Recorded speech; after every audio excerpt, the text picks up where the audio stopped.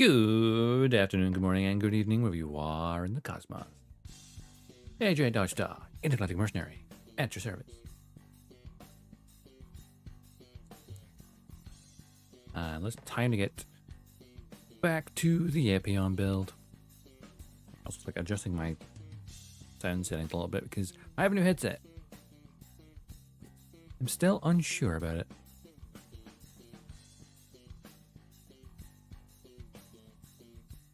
It's meant to be one that has an open back design so you can hear yourself. But I don't know if that just affects the audio quality. But oh well. I'm figuring out the balancing slowly. Right though, let me spin around from the main desk to this desk. We got the Epyon, which we need to get finished up. Also, we've got a full wing, but we're going to stop just shy of finishing the other wing last time. So we'll get that wing done, and then it's just a matter of, well, the beam saber will be easy, but the heat rod maybe less so.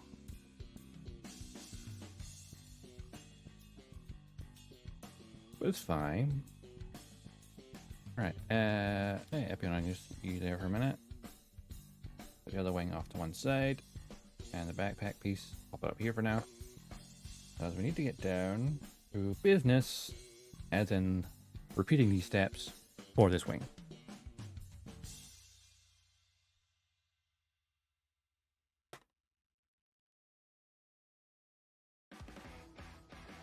Have a couple things out of my way first. I was considering putting on Pretzel has a holiday playlist. I'm like, just thinking about it. Since it's December. But decided not to. Notice? So the new headset's plugged into the actual microphone in the back of it for to use the audio mixer. But what I find interesting is, like, it does have a crossfade function, which you won't hear on your end. But I can hear it on my end. I think it shouldn't come through your end. But I can adjust to hear my voice better. And it's a little off-putting, I think. Just a tiny bit. Because it's feeding my own voice back through just enough to make me to sound less muffled, I guess. I don't know. That's weird, but not wrong. I'm used to having a headset just cut everything off. I suppose my old headset was falling apart, so technically it wasn't fitting correctly anyway. But yeah, this wouldn't have the issue of slight. My old headset, like, I'm leaning forward right now. It feels very secure, unlike the previous headset, which kept sliding forward. I guess the difference between a brand new headset and one that's a bit worn down. Anyway, what am I gibbering about?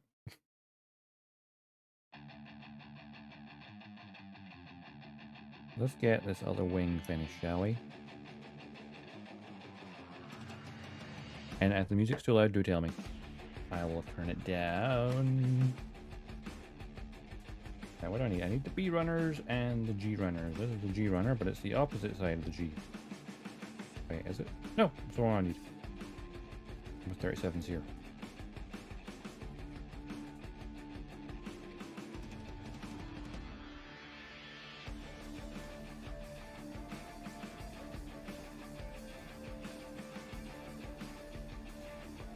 That's a little thing left on here then, huh?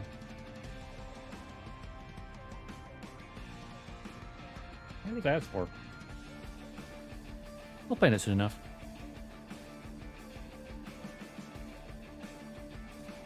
Now, what else do I need? Do I need any more G-Runner stuff? At this moment in time? No. Cool.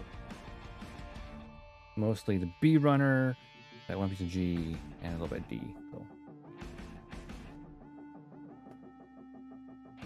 don't need that. D1 right now. H. Maybe some parts of D. In a minute. Let's go to G. That's the completed B runner. I should probably get rid of that.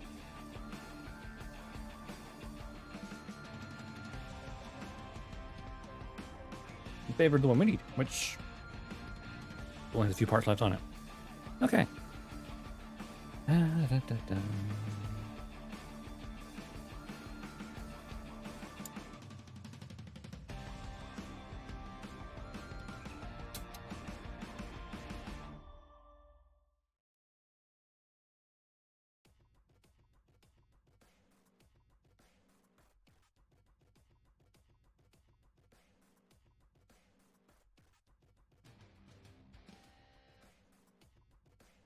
Why does that one song sound really muffled?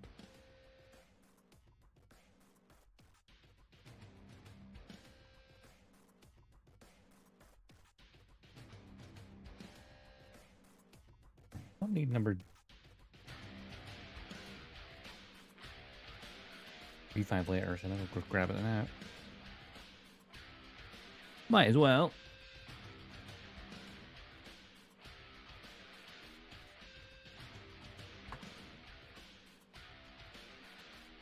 Means all of the B runners are done.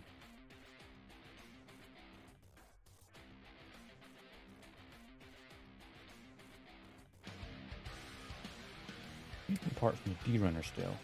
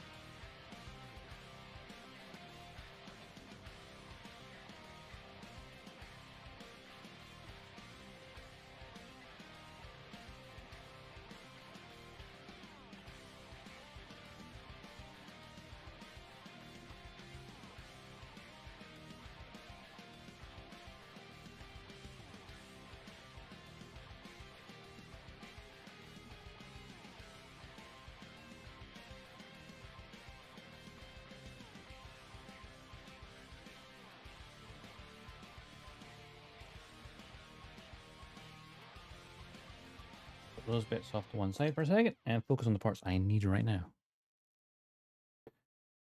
Okie dokie. Like, how long have we spent on this kit? Probably too long. I mean, this is the 8th stream of it. But when I build master grades, I do build slowly, so.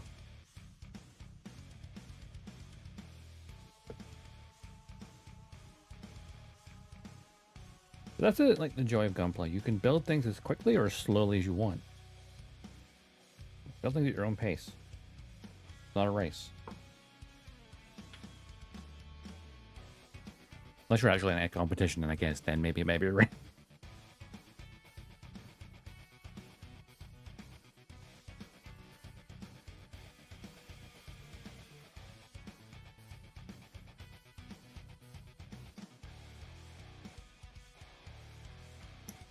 I do somewhat envy people who could just like build at a quick pace.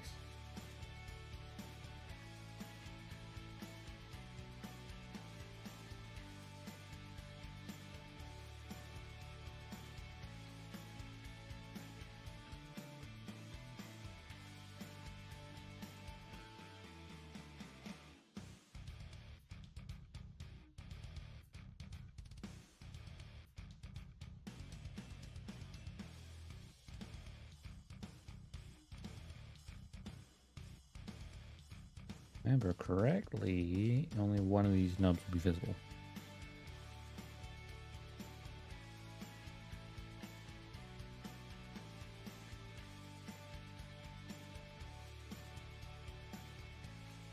Also, it's weird to think we're already on December 10th.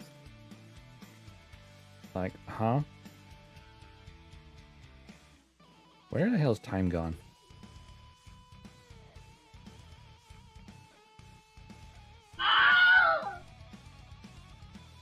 Hey, Waffle. How's it going? The war cry of the Waffle. Ah! You lurking? Thanks for lurking.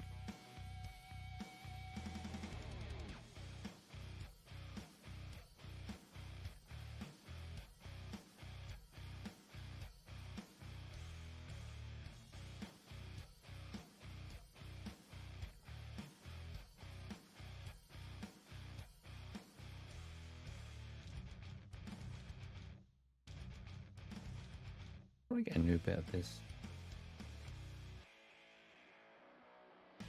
Get a bit of scissors.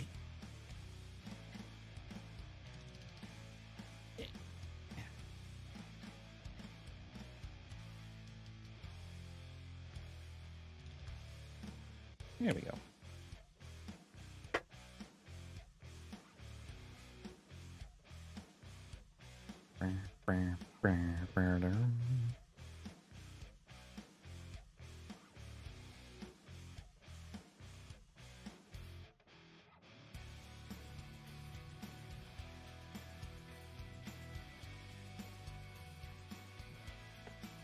Those parts ready to go. I don't need this piece just yet. I do need these.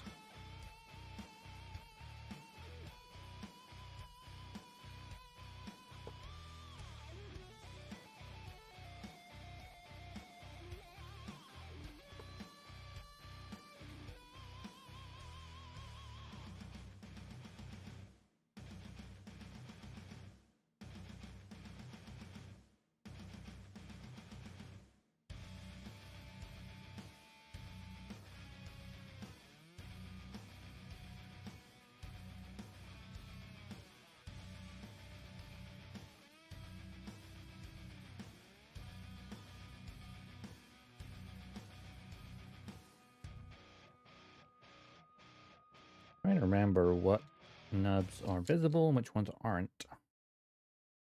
The lower ones won't matter because this piece covers it. This bit will matter.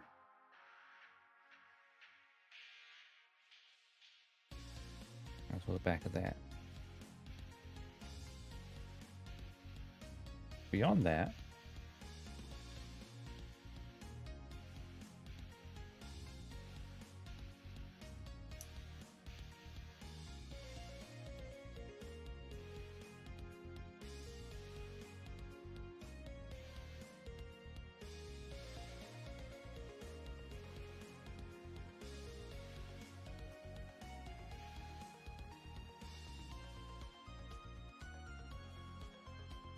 that pinged away.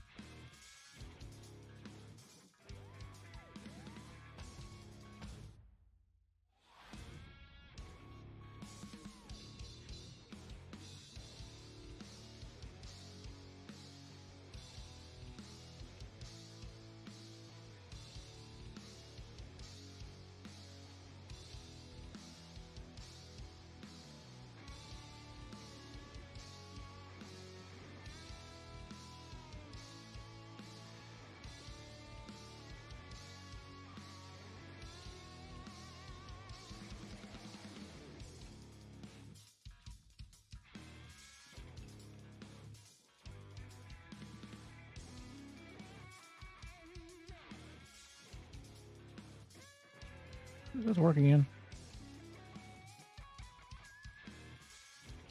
Oh yeah. There we go. Pull it down.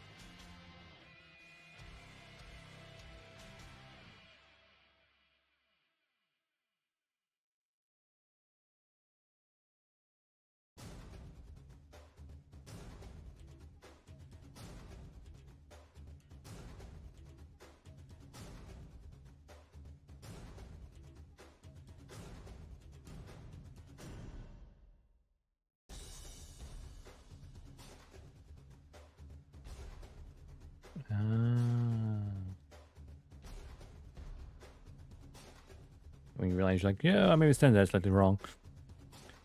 Over, Hype Drifter. That's a cool name. There goes the build. Good. Now, we're just finishing off the previous wing, the second wing we didn't do last time. Then we can finally get onto the weaponry.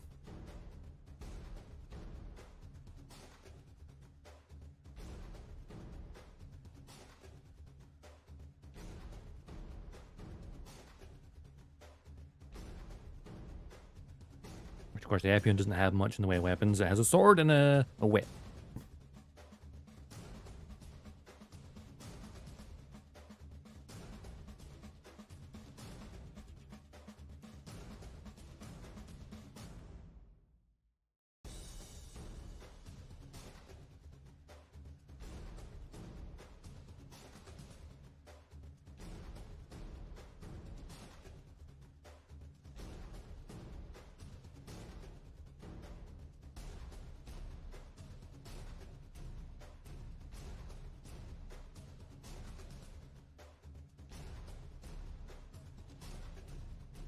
Do any customizations? Depends. Normally, I'll add in missing details that are missing, if any. But as of any actual customization itself, not so much. Not something I've delved into yet.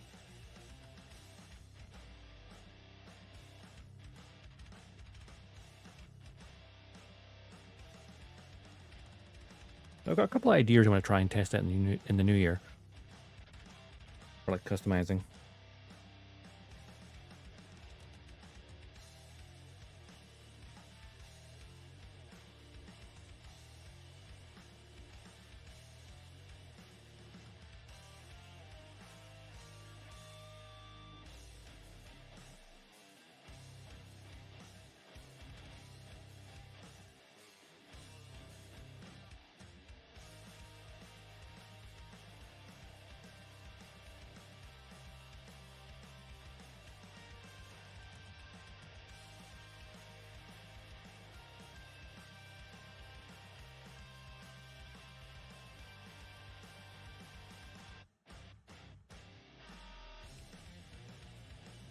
Additional paint and scribes? Ah, okay.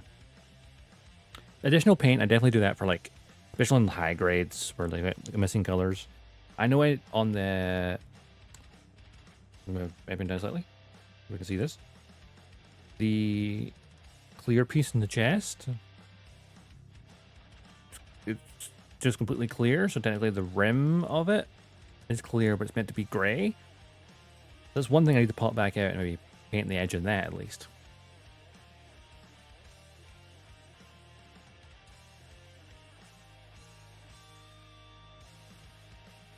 So I have to be careful I don't ruin the clear part.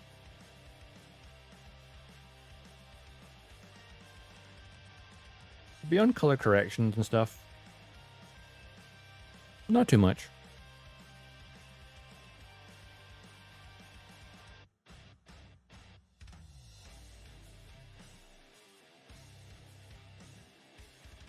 I need more practice with more advanced techniques.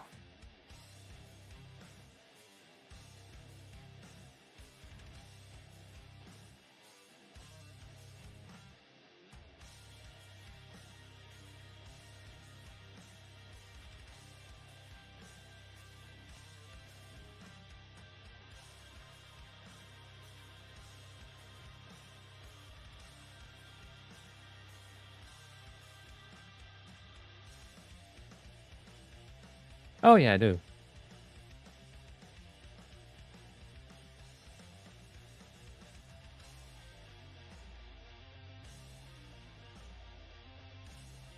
What I will do is I'll end up masking off the part it needs to stay clear.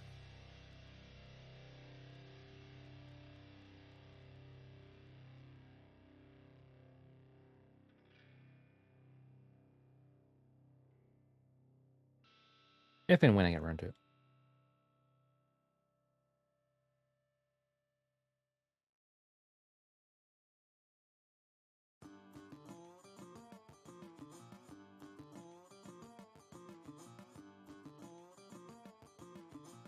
Polishing compounds, you go on a piece of cloth, like lotion.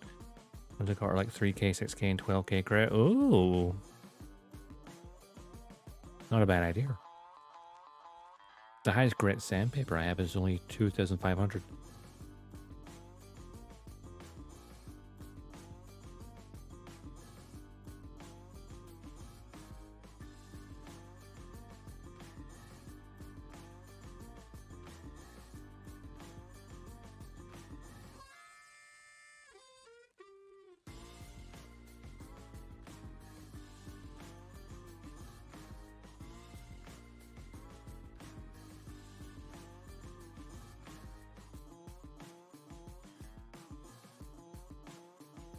That's a good tip.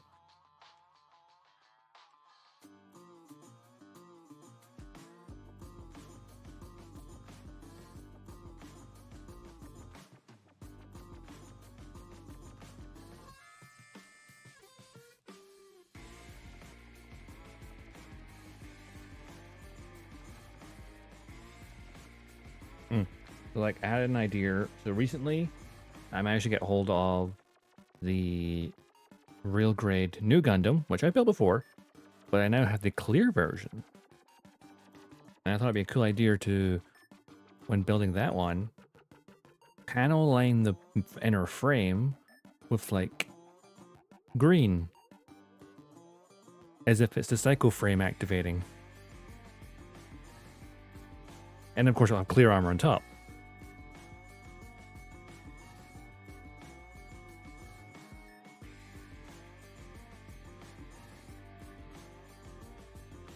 There's like an idea I just had when like I saw it was going, because I know the Master Grade Verka has tiny little bits of psychoframe design in it.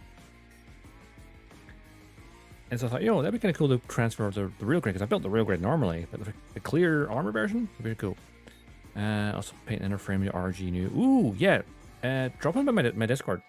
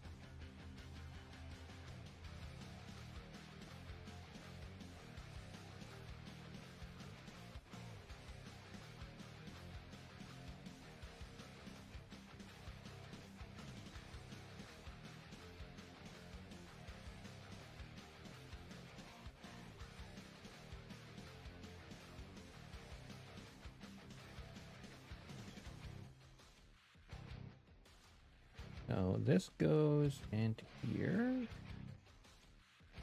And this goes onto here. I remember from last time.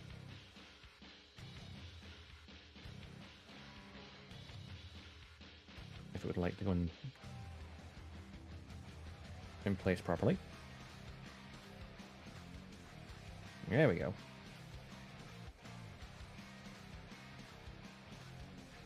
Sweet. Give me a second, I'll take a look.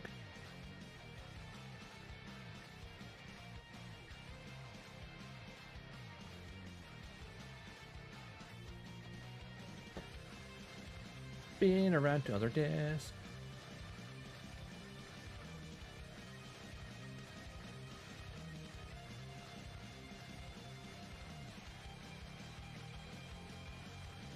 Let's see.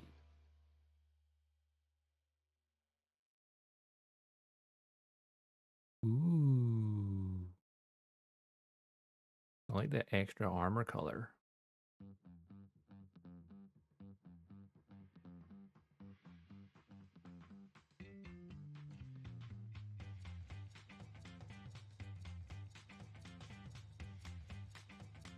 Ooh, the detail on your inner frame though, that's sick.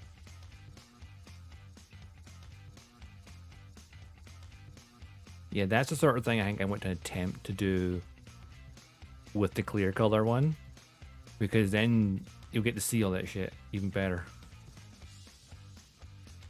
Like, that's the only...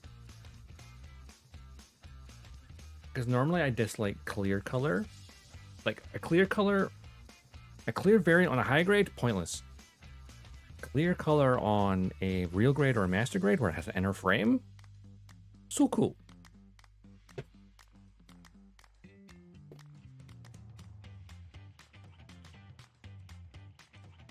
Gonna work on a clear kit soon. Ooh, what kit?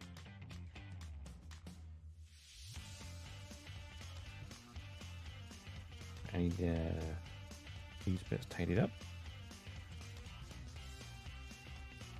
Oh, the MGX mechanical clear strike freedom. Yeah, that does look kind of sick.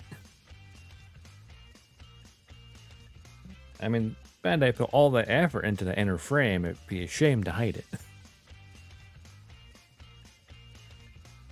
The clear version of that makes so much sense.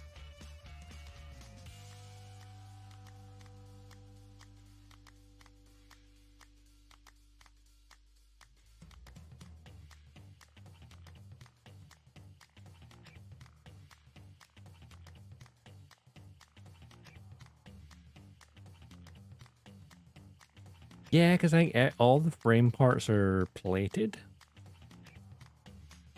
And the ones that aren't are like metallic injection.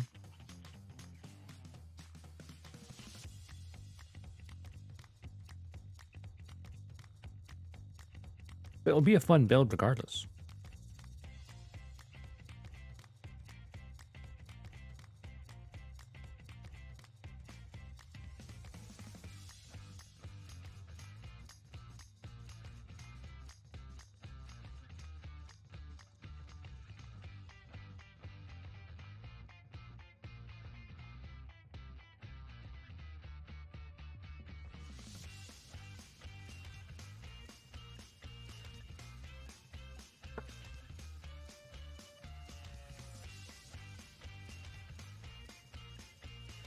remember where it's visible, that part.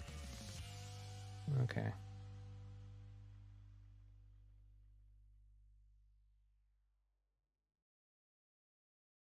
So many friends and parts are painted. Okay.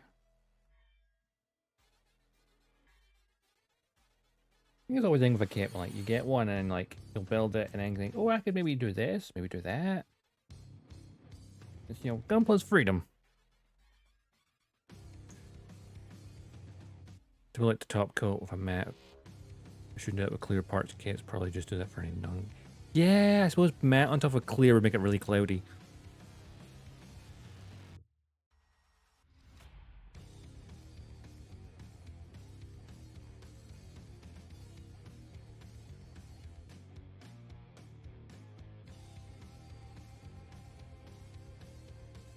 Always put a gloss top coat on, make it even more shiny.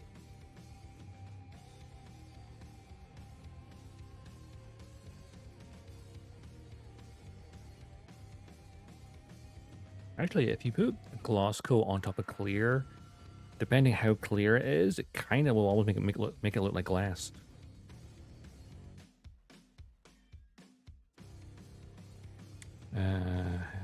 We've seen a special coat. Oh, Jesus, happy. Oh yeah, that's the like the titanium finish one, yeah.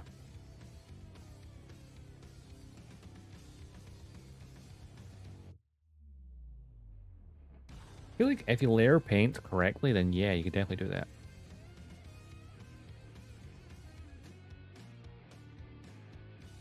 Also, the special coating ones are like the same as they do with the gold coating stuff, but just with a colored thing instead.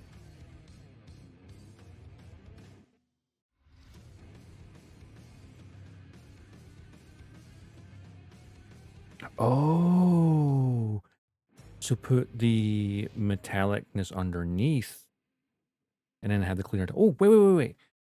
I saw something not so long ago. Didn't they have enough? Isn't there an official Hyakushiki kit that they did that with? I'm pretty sure I saw that not so long ago. There's a variant of the Hyakushiki Master Grade 2.0 where they've painted it's clear, but they've painted the underside or plated the underside. That's a neat idea. Oh, is it? Oh, I thought there was like titanium finish. Interesting. That's like a really sick way to do it.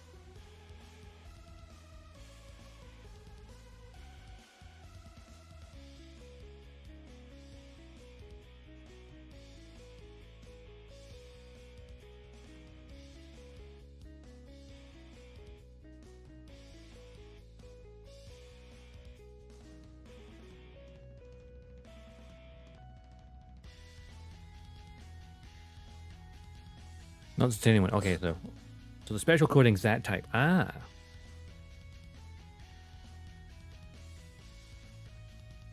Interesting. I need to look into that more.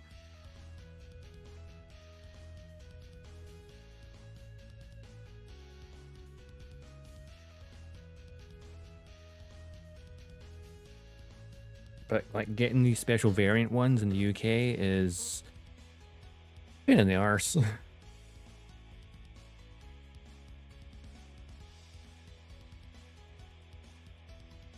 I just wish the Gundam pop-up, the Gundam-based pop-up down in London, yeah, wasn't 600 miles away for me.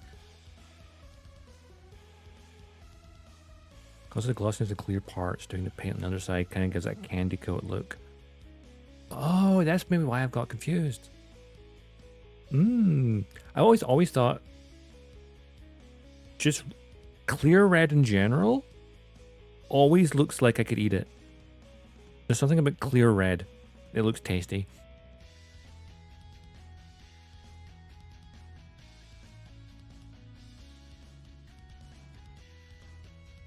But then clear white looks like crap.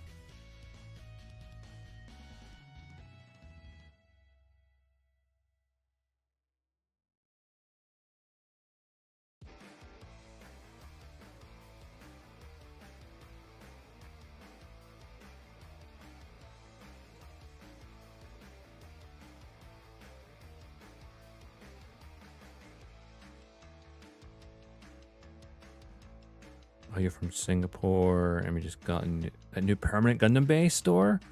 Oh. Jealous. Yeah, we've just got the pop-up one that's in London till March, I think. But living 600 miles away in Scotland, it's like not somewhere I can go easily. Especially when it's like I think it's like 60 quid on the train one direction. So at that point, it's just like not worth the effort.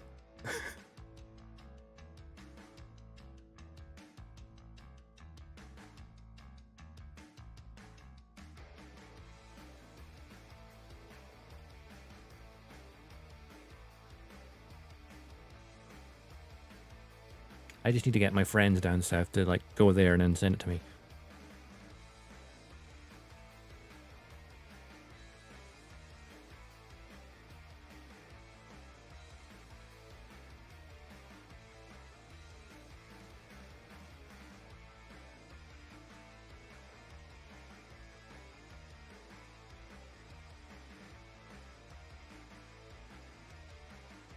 Now, the only reason I've got the clear RG new Gundam, I only have that because Gundam Mad, that's a Gundam model kit retailer here in the UK. It's been around for like 20 years. But they, like, you know, they usually go like conventions and stuff. But they also like have their online store. So, like Clear Color Sazabi, I got from them at a convention before because it was like a kit they had exclusive to the convention, and then the Clear New Gundam, they had it for their Black Friday instead of Friday promotion as like limited one day only kit. You can't send attachment off and craft. Let me think. I probably not gave you full permissions yet. Where are we?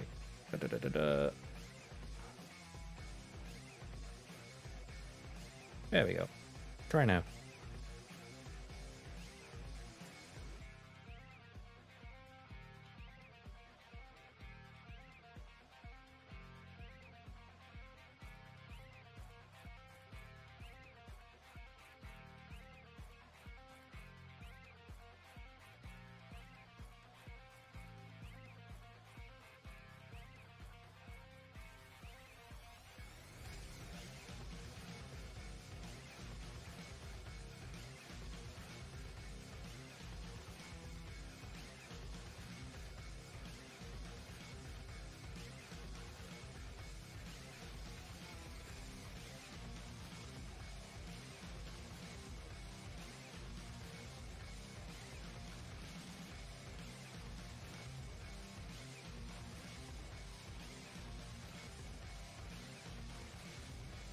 Now wait a wee second, I'll take a look.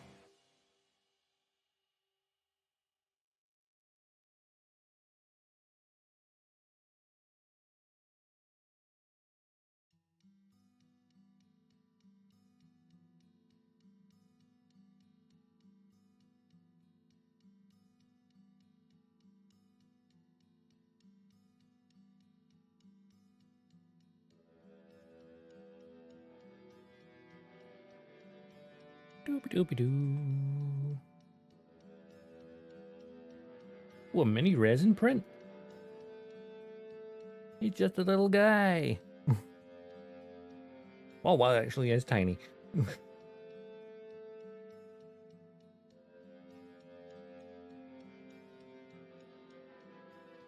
That's like the real grade standing next to the perfect grade almost.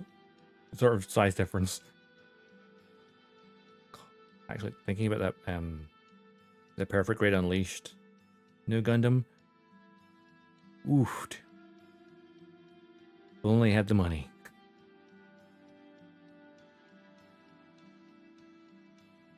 Which is Zazabi finished too? No, I still have to build the RG Zazabi.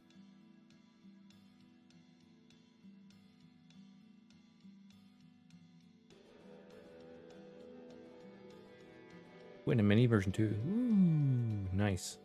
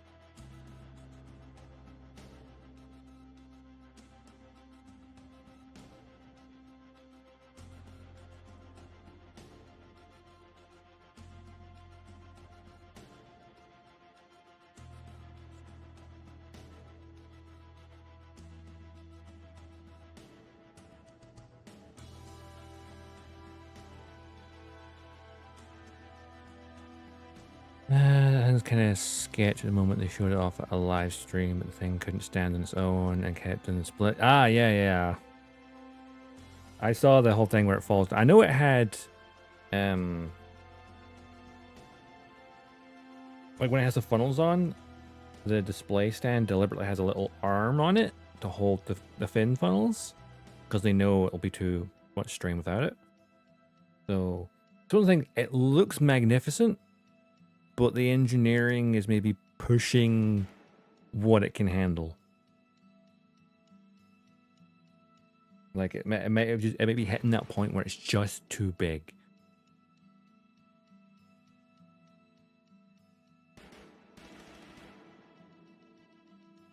Especially when you see it next to the the PGU RX-78. Like that, I mean, don't build that either, but that's significantly smaller because the size difference between those two mobile suits.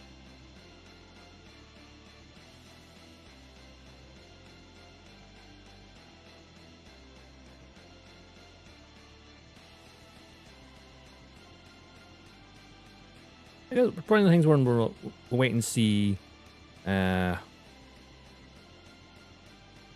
it's like when people get their hands on it. The Twilight Coat Strike Freedom. Oh, yes.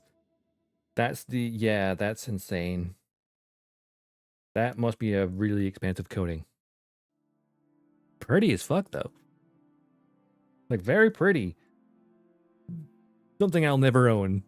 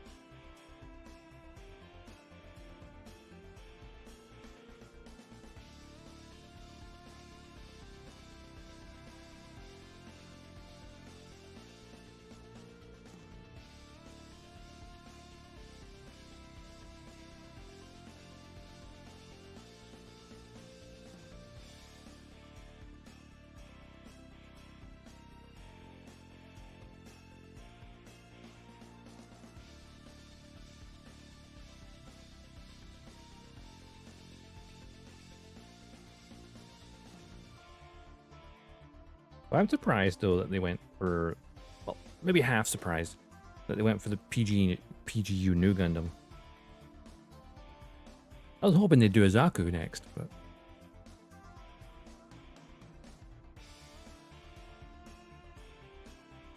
I guess they've got the Perfect Grade Unleashed RX-78 and the new Gundam, so logical step, finally a Zaku, right?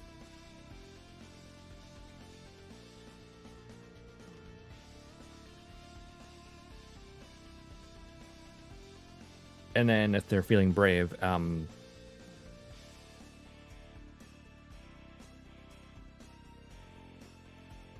after a new Gundam, if they do a Zaku, then maybe a Zazabi Perfect Grade Unleashed. Yeah, exactly. That's why I need a Perfect Grade Unleashed Zaku, because the standard Perfect Grade Zaku is quite old now. Ooh, a Perfect Grade Unleashed Zeta. That would be pretty sweet. But I also shudder at the thought of the transformation.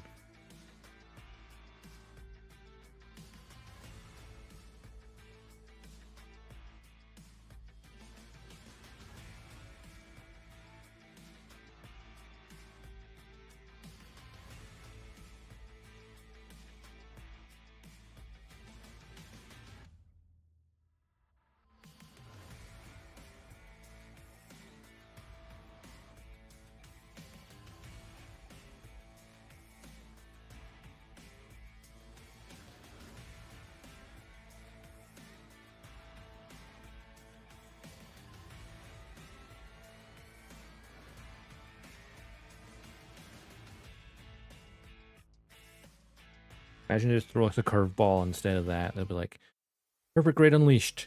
Wing Zero Custom. Because those wings would be insane. The wings are made out of actual feathers.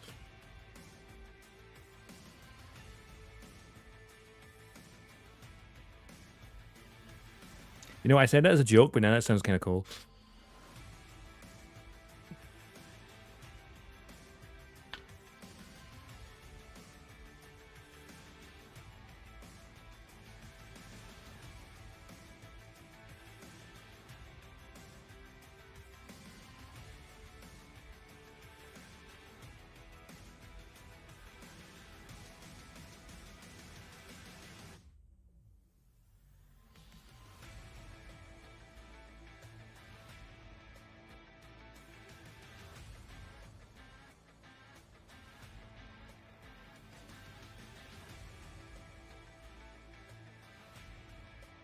Zeta or double Zeta?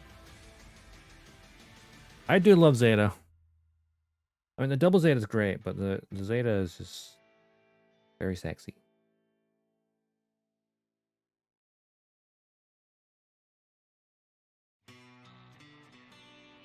You know what I want for the double Zeta, though? A real grade. Think about it. Gundam. Mark II. Zeta. Skips the double Zeta. New Gundam. Unicorn. Main UC suits. It skips the double Zeta. What's missing for the RG line?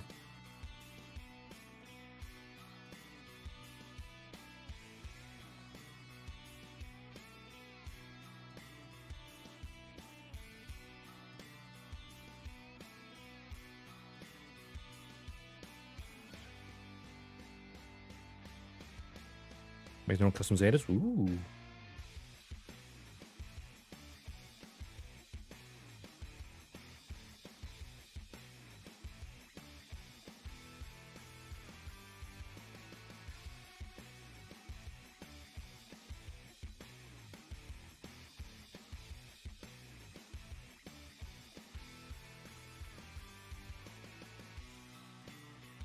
This part annoys me. It was the same for the other wing. Because it's like slight difference in panel height and a bloody nub on like the lower part. Makes it very difficult to get rid of Gundam artifacts. The rings a bell, but I can't picture it.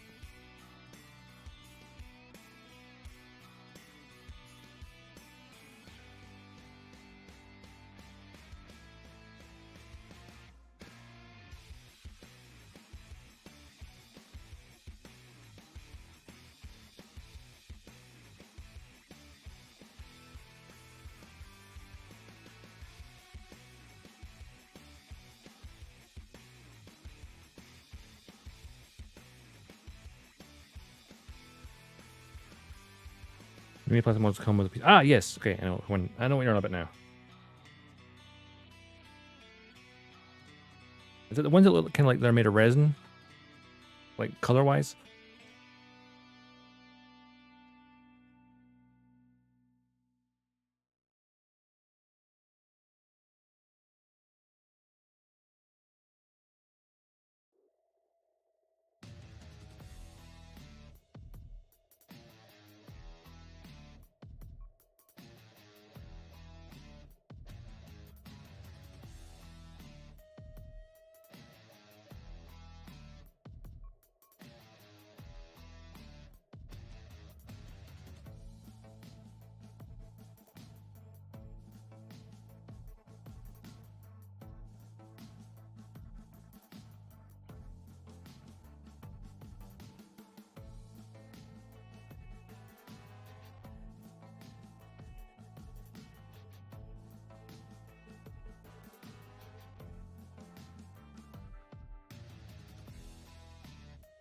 Let's take a wee look, see at Discord. Oh. Eh? That's so small.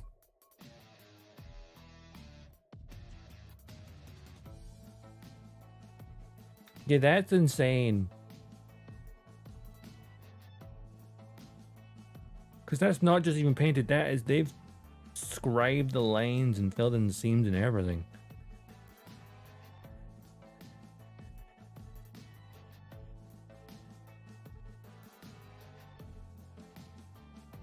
Jesus, that's impressive.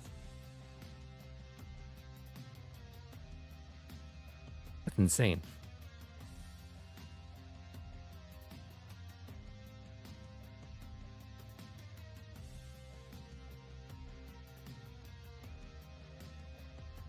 Okay, that right DS looks amazing.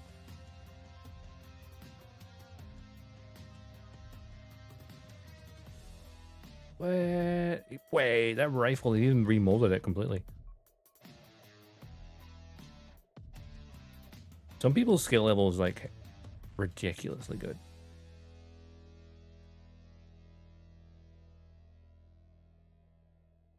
There's one art form a machine can never take over. Physical.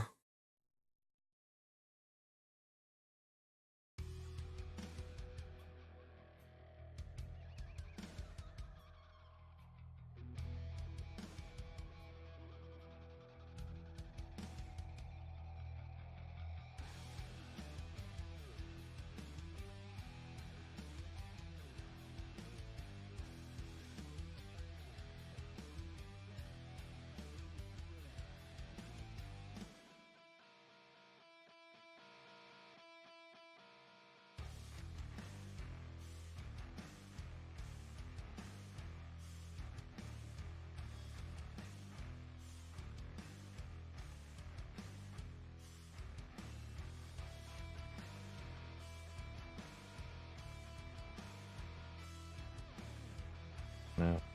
Like, I was thinking that the smallest thing I've worked on is like these. The Massacred Pilots.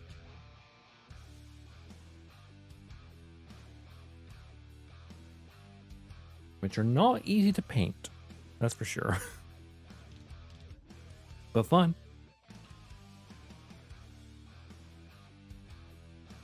So yes, Leonardo is also inside that cockpit.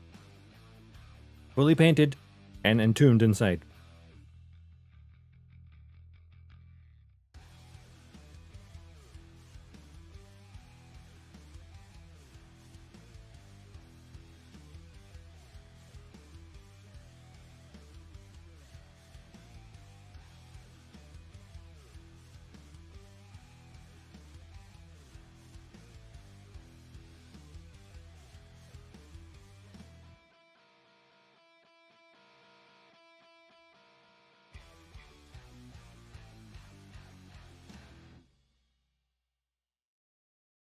Hmm.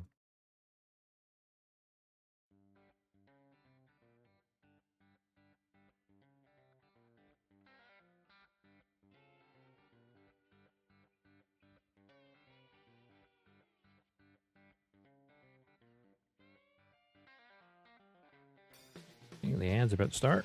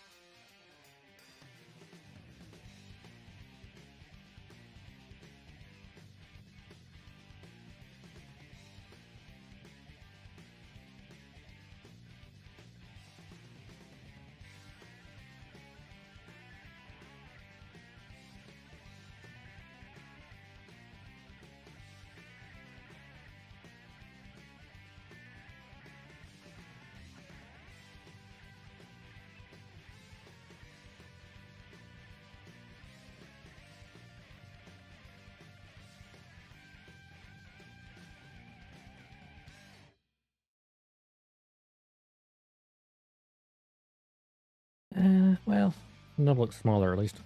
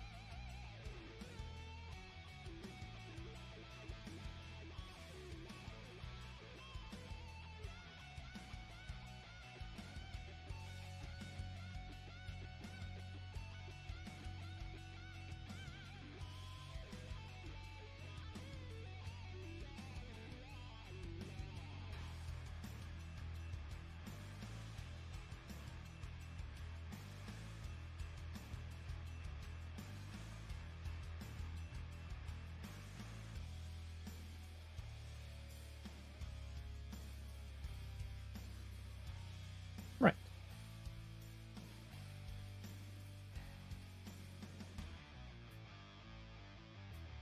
Hey, thanks for the lurk. Reads love it. Cool name.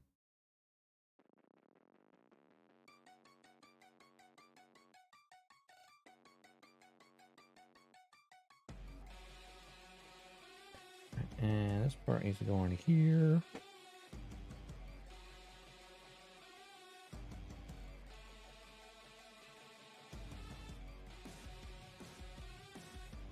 Right. Let's get this wing assembled.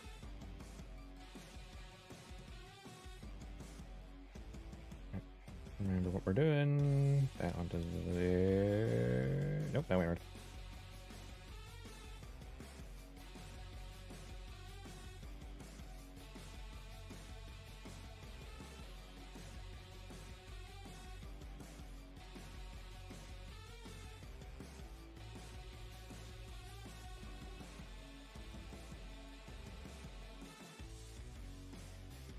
Oh yeah, it needs to go on to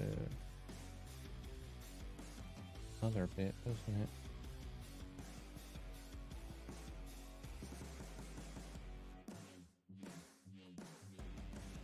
Two.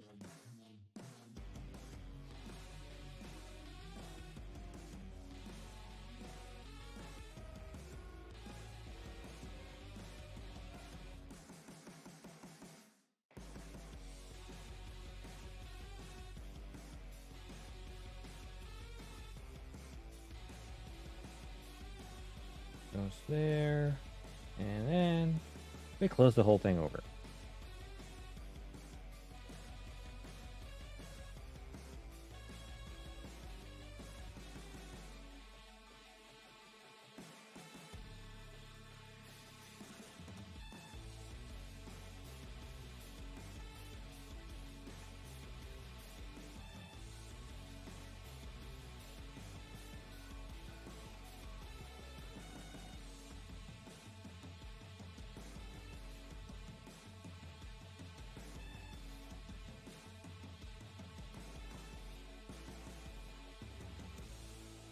Catching on there slightly.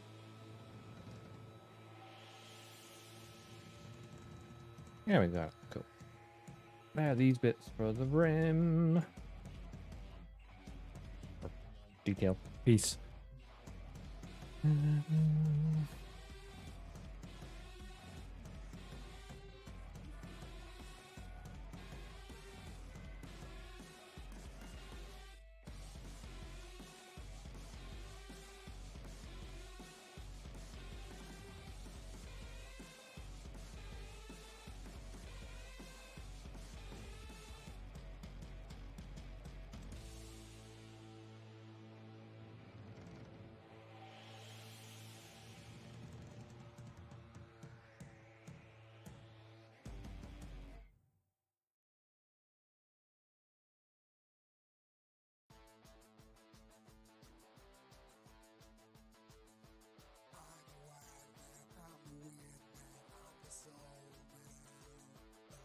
Hey, Mecha Boy, how's it going?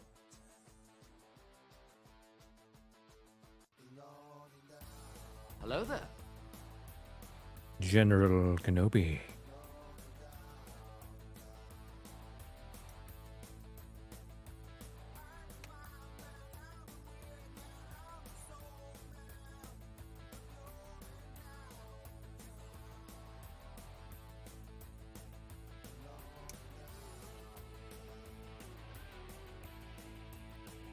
Yeah, been really well. Build's going good. Better finish off the wings. And then I can finally go on the weapons. Hey, Drifter. Thanks for the follow. And no worries. You have a good rest of your day. Thanks for dropping by.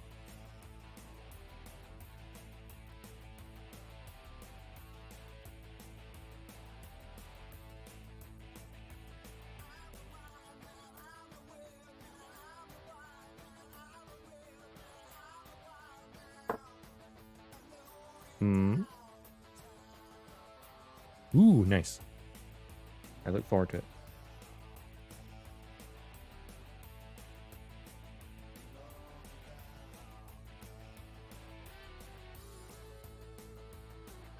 Okay, I'm a plant nerd. If anyone needs plant info, hit me up. Okie doke.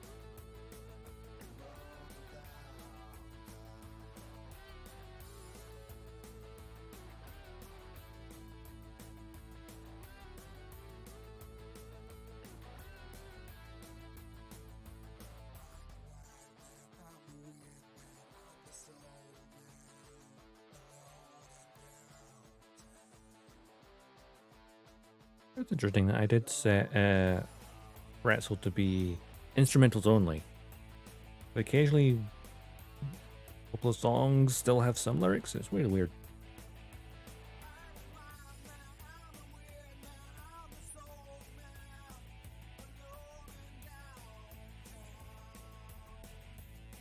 You know, a song called Weird Man feels oddly appropriate for me.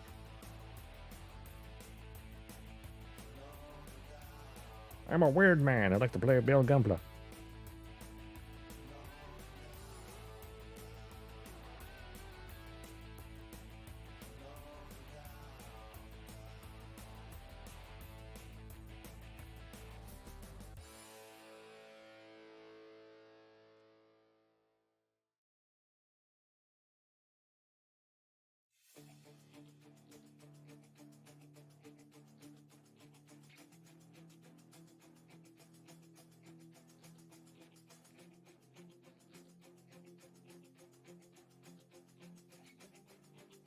AJ Dodgestar. Yeah, just because I've got the tracking camera over the site currently.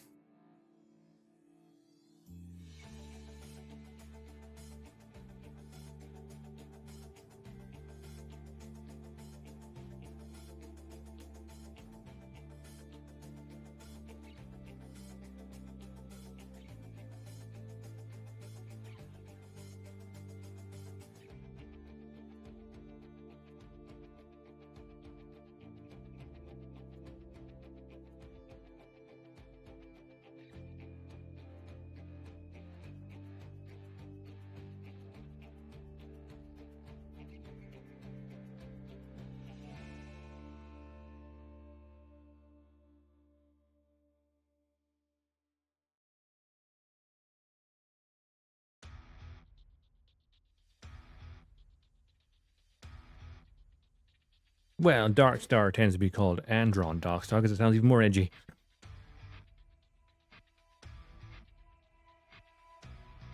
But yes.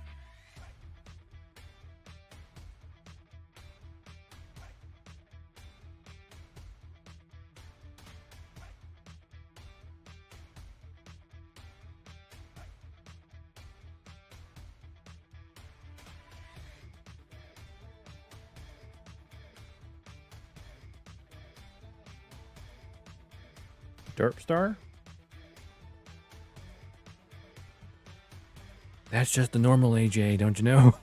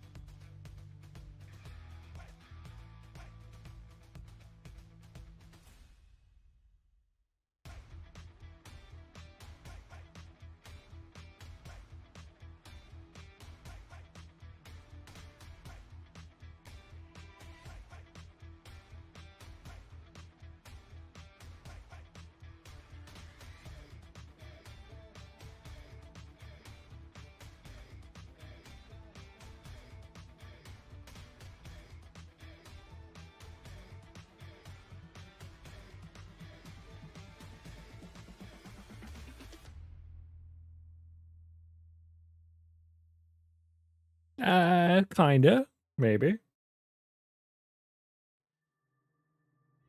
Dodgestar, Darkstar, Derpstar. There's a few other words you should not put in front of that.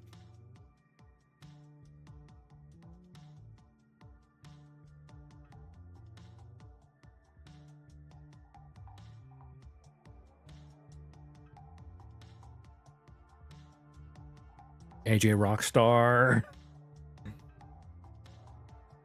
What about my musical career?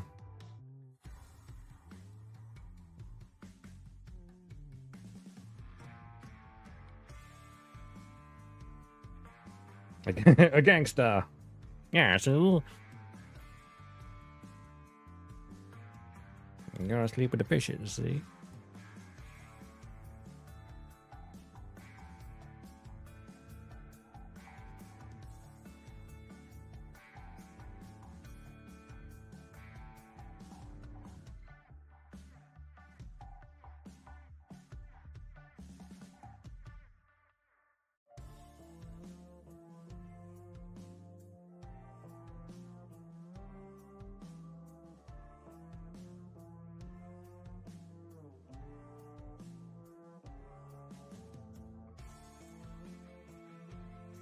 Reporting for duty. Hey, Grease Lovitz, thanks for the follow. Welcome on in. Mechstar, ace pilot nickname. Mechstar sounds kind of cool, actually.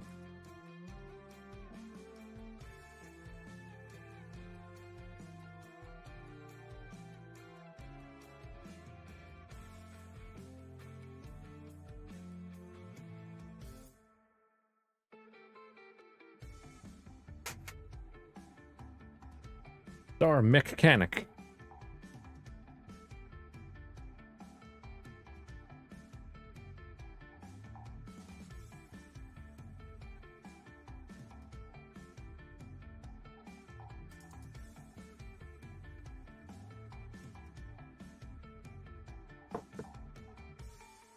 Ace Star? Enter the AJ verse.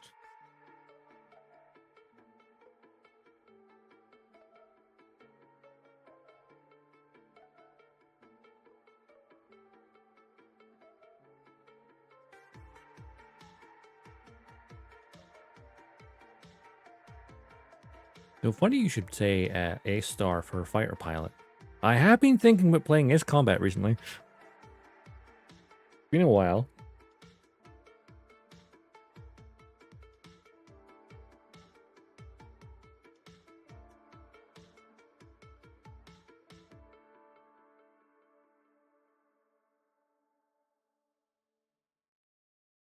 You want to replay the old ones as well.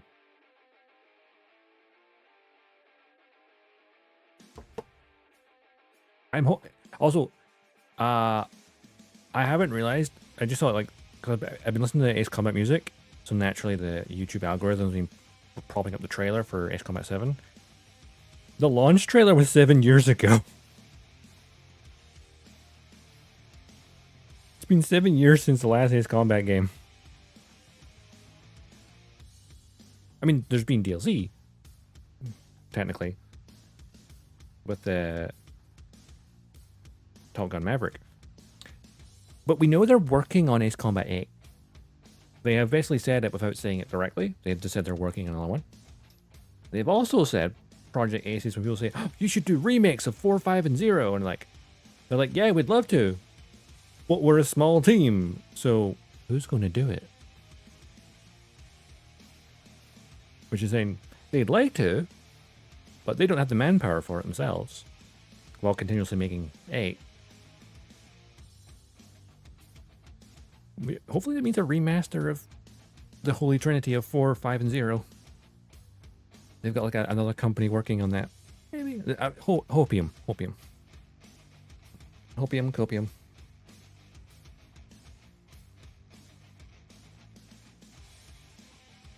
But you know, if they drop a Wingman is, I wouldn't call it an unofficial successor. It's Ace Combat inspired. I did play that on stream a while back. It's very good. You can see though where, like, it's been a very, very small team, like certain areas. But still a very good game. So it's definitely like it's combat highly inspired. You could say it's spiritual successor because it came out before 7, I think.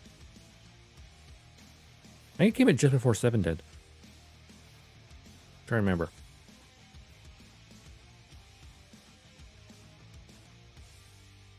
Also, go back to your previous comment when you said fighter pilot VTuber model. Not quite. But when I played Project Wingman... No, wait, no. Did I do it for Wingman? No, I didn't. I did it for our MechWarrior, though, where I used a 2-camera setup so I could be inside the cockpit.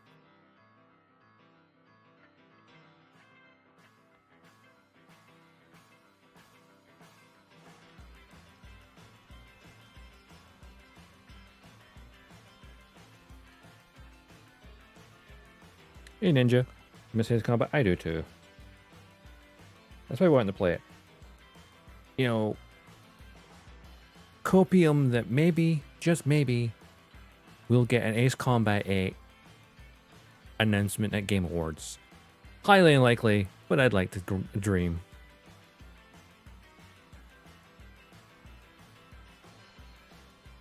Ooh, the Wing Zero MGST, nice.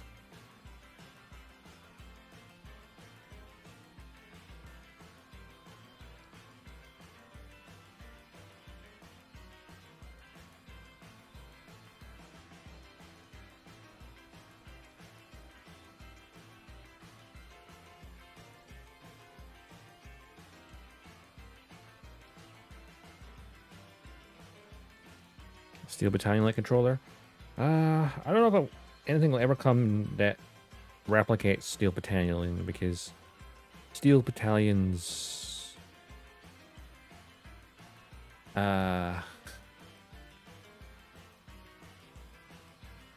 controller was unique. But I'd love to see something. Oh yes, also Armored Core. The hopium of Armored Core announcement at Game Awards would be a yes. Because we got Armored Core 6 announced at Game Awards 3 years ago? Was it 3 years ago? The game was 2 years ago, right?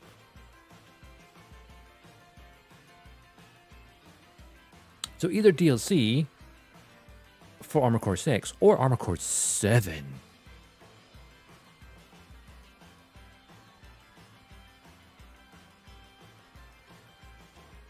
And considering didn't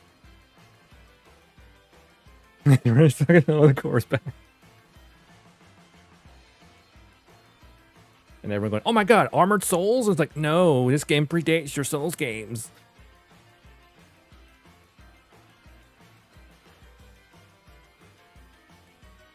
Though From Software took a lot of the things their skill and stuff that they developed for like the Souls games and kind of implemented some good bits into Armored Core. The boss mechanics were great. Souls, but I don't. Oh, Tenchu. I remember playing Tenchu Z a lot.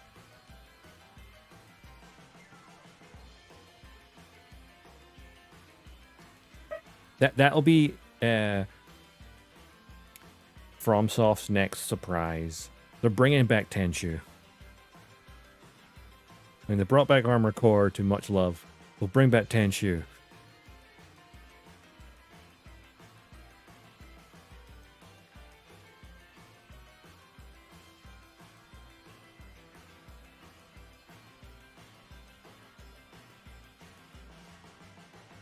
Though I'm sure someone will say, hey, what about Sekiro? That's Tenchu. It's like, no, not quite.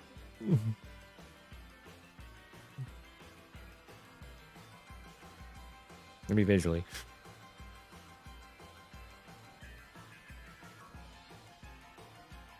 I got AC6 on PC since I play on console just for the seamless co-op mod. Ooh. That's pretty sweet. I feel like that's what we need for mech games in general. More co-op. Oh, so what is Tenchu? Tenchu was a ninja stealth game. So I only ever played Tenshu Z, but basically a ninja assassin game that predates things like Assassin's Creed.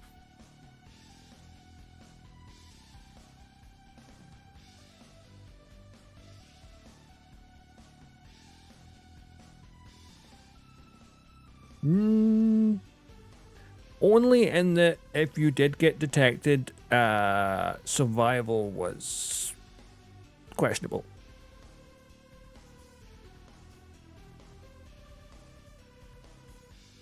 I feel like the closest thing to Ninja Souls, other than obviously Sekiro, because that's kind of obvious, would be Ninja Gaiden.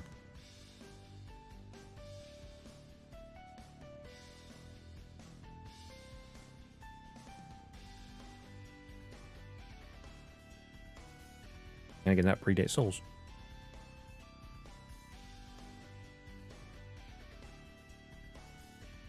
In Ninja Stealth game, you figure out the best way to assassinate dudes. It's difficult as heck to do combat, so yeah. If you got into a fight that wasn't... If you didn't take someone out stealthily and got into a fight, yeah, you were...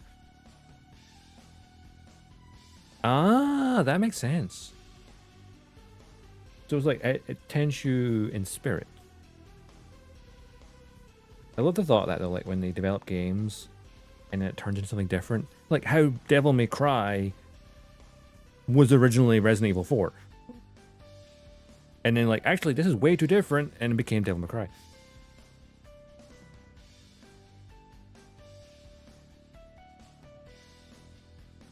I love those little things like that.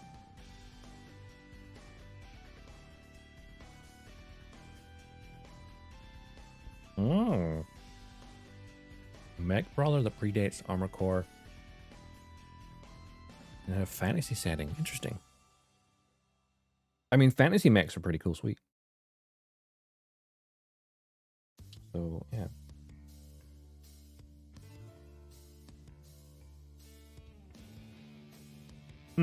I know I've shared it in Discord before, but have you seen the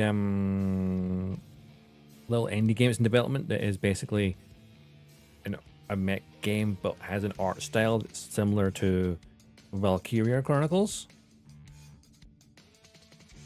I then forgot the name off the top of my head, but I know the Discord popped in there somewhere. The name of the Frontier's medieval mech game in the Dreamcast frame grid. Fascinating.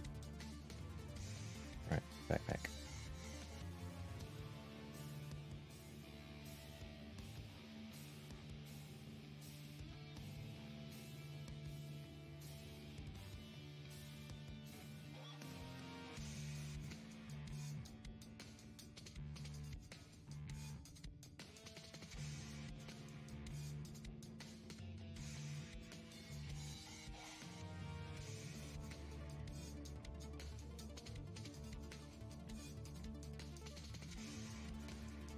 Discord, I shall in a moment.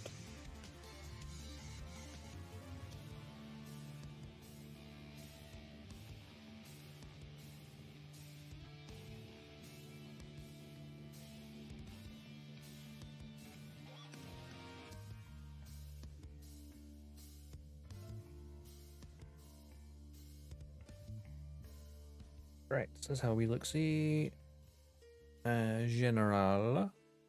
From Software's medieval mech game on the Dreamcast. Oh.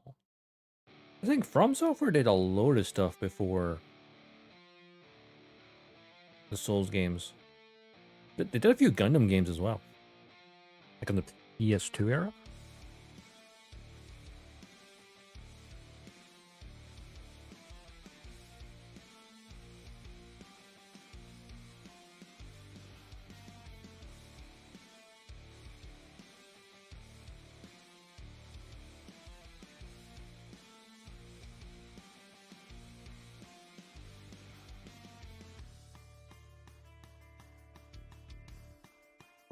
And the Dark Souls games made them a household name due to their popularity.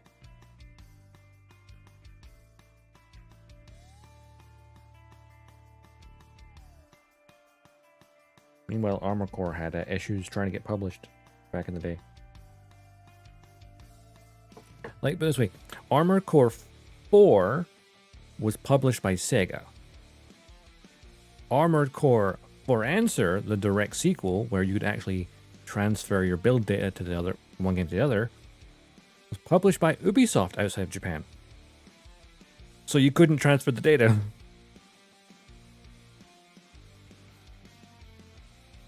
Because Sega decided, no, it's not worth publishing worldwide.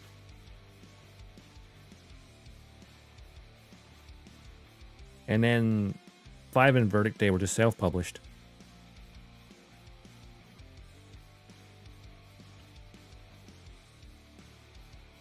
I believe.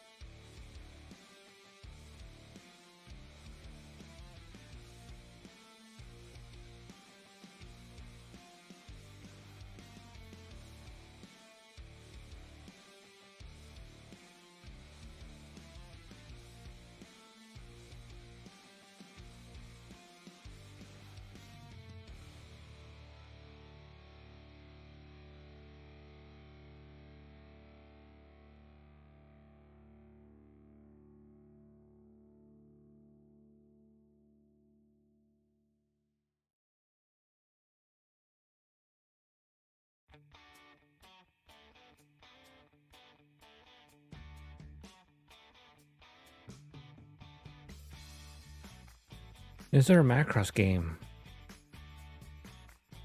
Probably.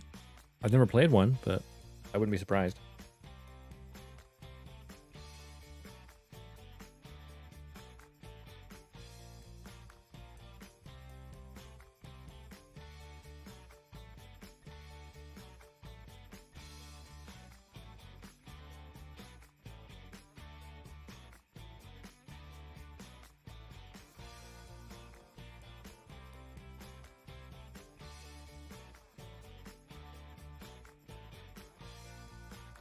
But I imagine any Macross games probably like vanished to the ether because of the whole Macross / Robotech Harmony Gold bullshit.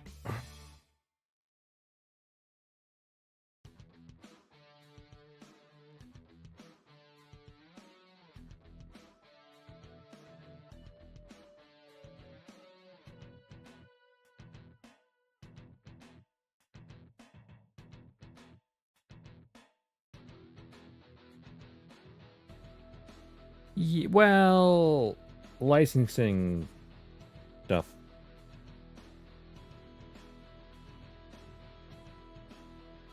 So because Harmony Gold licensed Macross and 2 other mecha anime back in like the 80s, yeah, and shoehorned them together to become Robotech Saga. The first part 1 was the original Macross, but became Robotech. So any of the characters that appear in Robotech, basically because they have been holding onto the rights really, really hard, you cannot get an English release of the original Macross or any Macross sequel that contains those characters. Those exist, but they're not allowed to be released in English.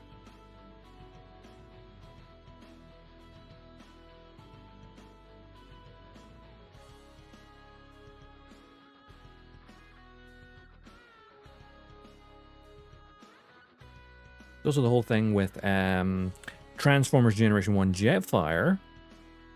the toy was straight up the Valkyrie from Macross, because obviously Bandai developed both. Well, actually no, it's Takara Tomy developed the toys. Stand corrected. Well, you know, the license meant for different things. But obviously Jetfire got redesigned and renamed in the cartoon to become Skyfire, because otherwise you'd have to use the animation model of the toy, which was straight up the Valkyrie. And then of course there's also a couple of Battletech designs that were licensed, like the Marauder was licensed and based off of one of the enemy mechs from Macross. Turns out the people that licensed it to them didn't actually own the license, and so Harmony Gold sued Battletech because they thought they had purchased a license and they got scammed.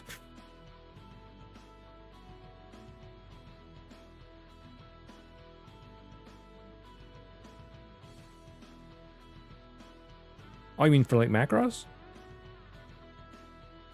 I mean, all the like later Macross shows that don't have those characters are like Macross Frontier. That exists perfectly fine. I think it's specifically those characters are just not allowed.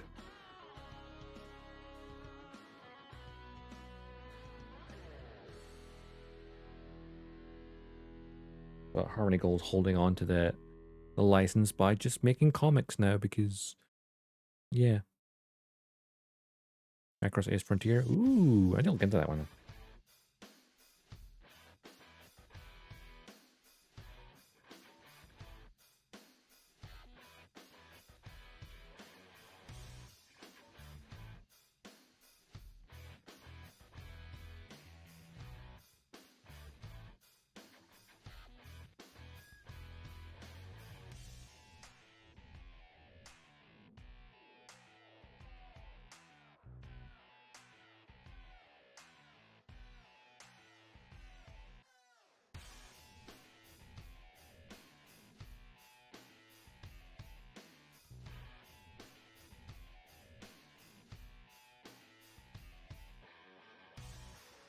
Where you guys get to fight the super, the city-sized robot.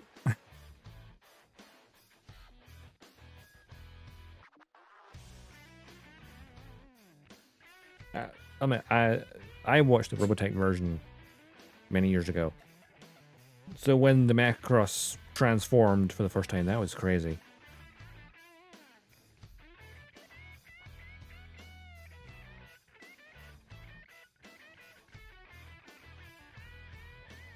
Right, I need to say which wing's going to be which. And I'll do it based on where any visible nubs may be. That looks better on that side. Cool, you're becoming left wing, you're becoming right wing.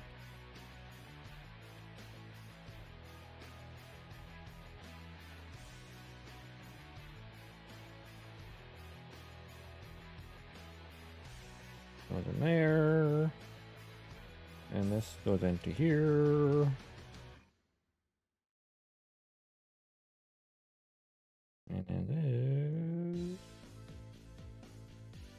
this goes over here. Whoop. Got a nub. Wait.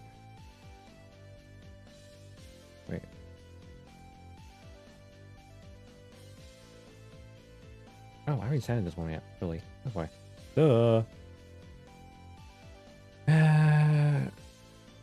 Yeah, imagine a ship. Yeah, the whole ship, which has a city inside the ship as well.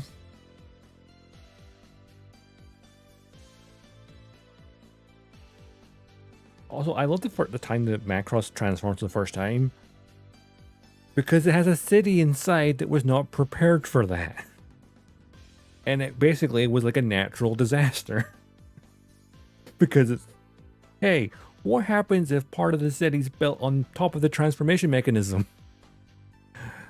Oh dear.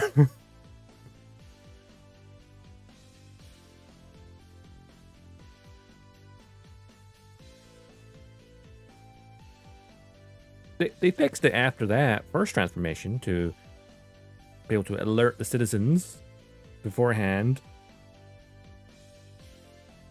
and then modified it so that the areas would be clear. But the very first transformation, it did.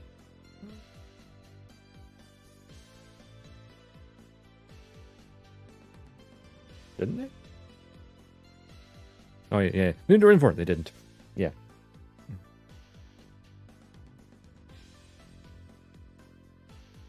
But it's such an interesting like story point of like, yeah, the ship transformed to a city, or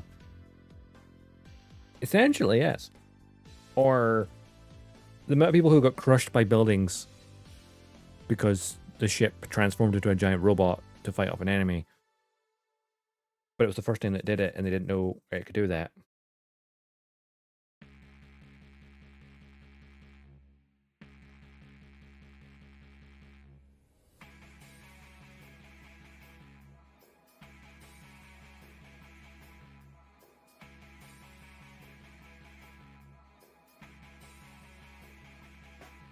I suppose like future battles were like, hey, the ship's going to battle.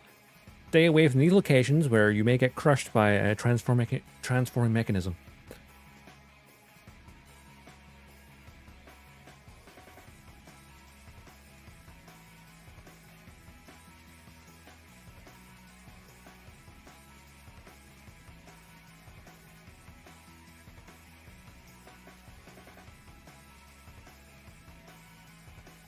Also, Macross is worth a watch. I want to watch the other stuff in Macross because, okay, I've seen the original Macross via Robotech version many years ago, and I've seen the Macross 2 movie. So beyond that, I need to kind of go back and watch more. Yes, I got to touch on that. So the Marauder in MechWarrior Battletech was based off one of the enemy units in Macross, but you know, the license they purchased was sold to them by someone who did not actually have the license. So yeah, they did get into trouble in the 90s.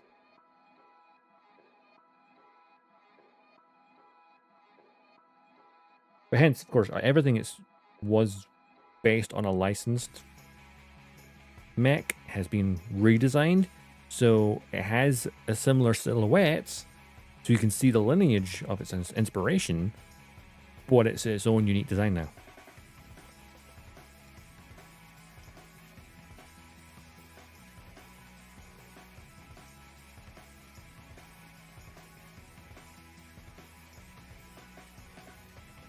So no more licensing headaches for Battletech.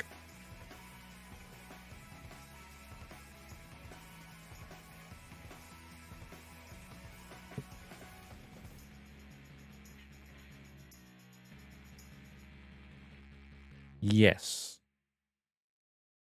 Pretty much.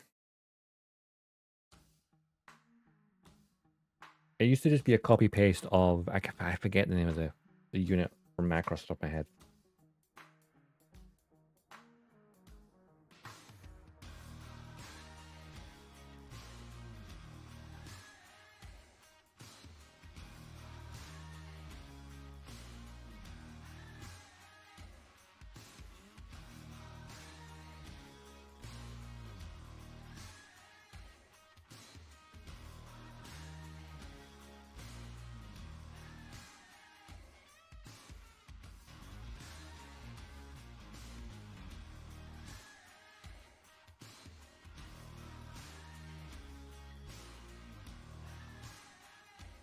The Irby Lamb is cursed.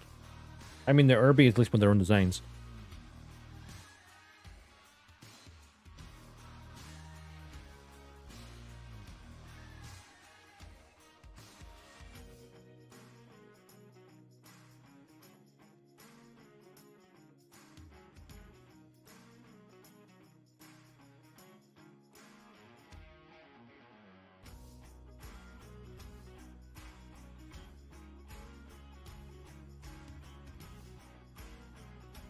MX pilot and the flying pilot? Hmm.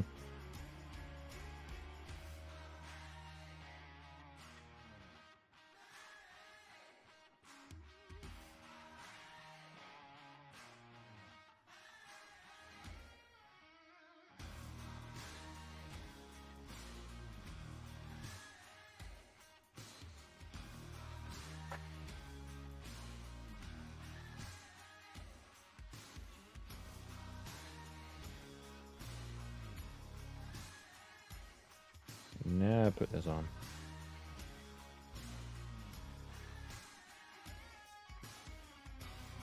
Nice.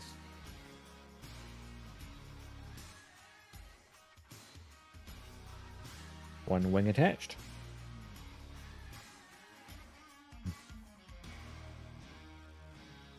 Really? Wow.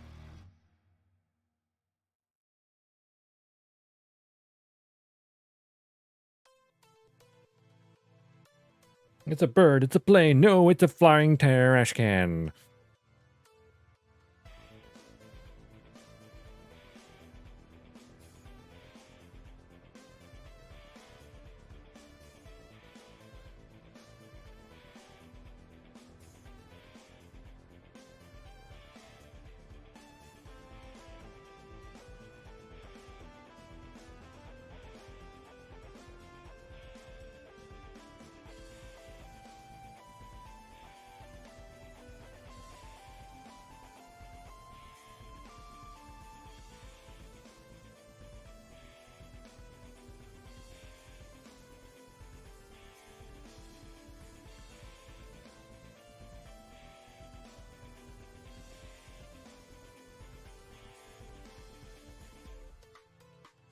They always fight inside it. Like, no, I want to be the flying pilot. No, I want to be the pilot.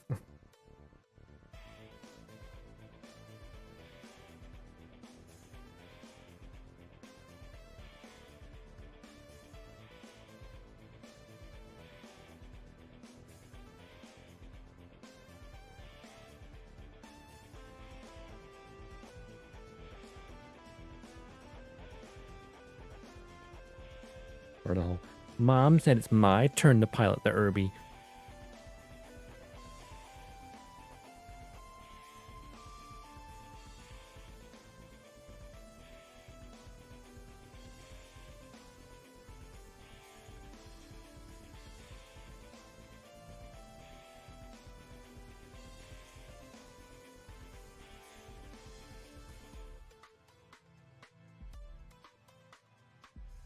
Stop them from stealing it? Wow.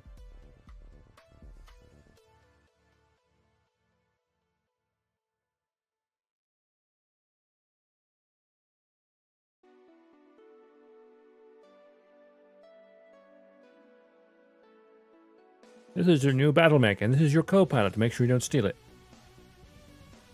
What if they conspired together to steal it?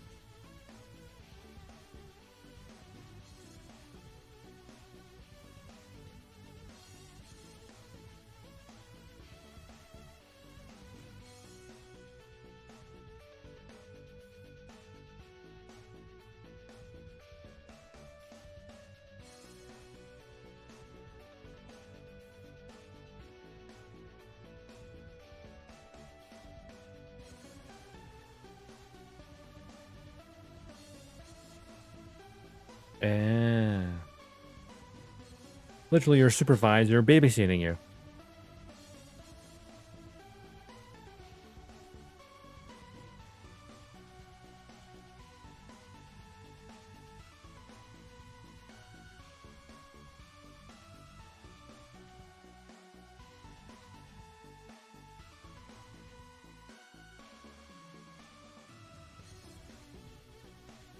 Mm.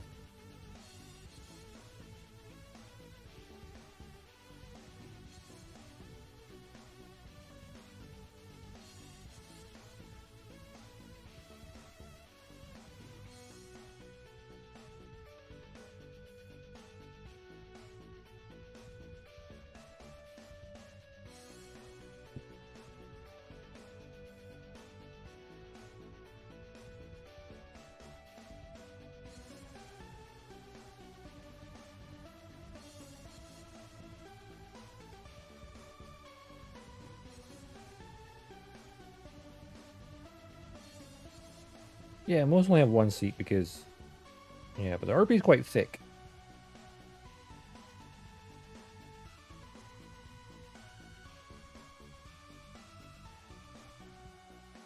Yeah, I always love that of the Atlas, where it's like the cockpit is one of the eyes.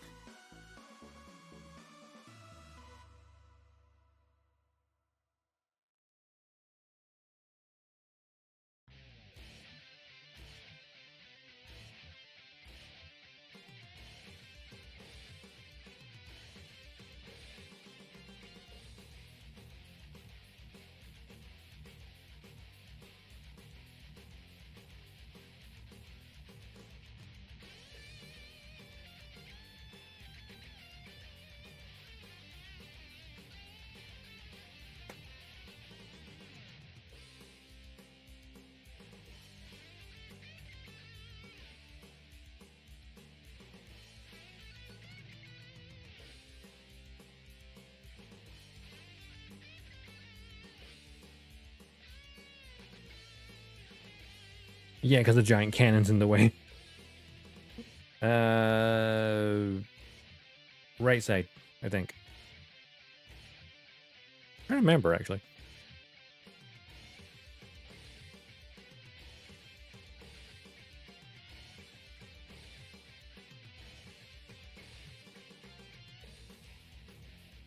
It's on both sides. Double hunch.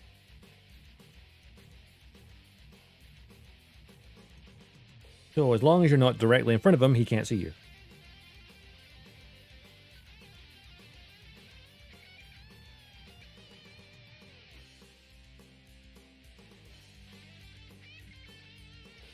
I do still have to play MechWarrior's clans.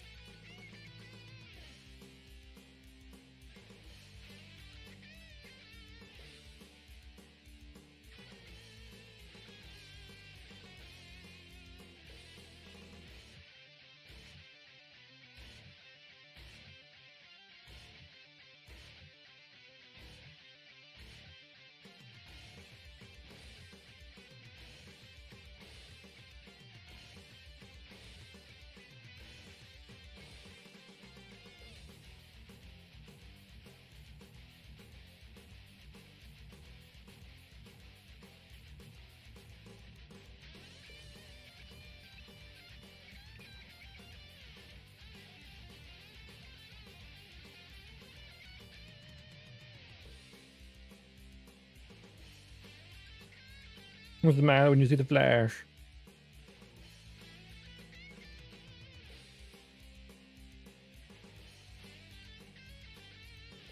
It's an AC-20 round, goes straight through your skull. Well, your entire body, technically.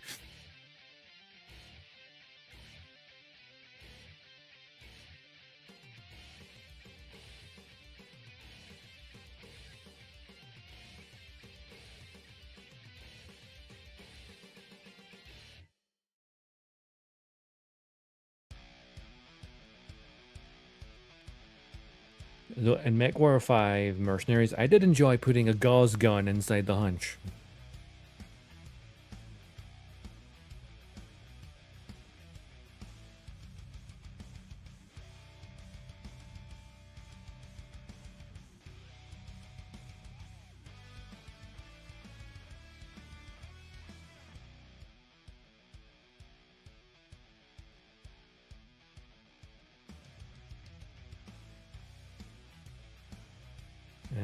There's a Locust that has 2 LRM slots. It can only hold LRM 5s.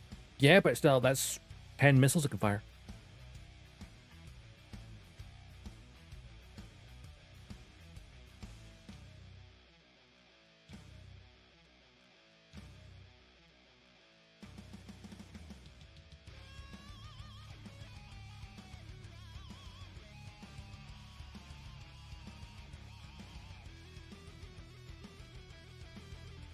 Of course, nothing says F you like a full volley of missiles from an archer.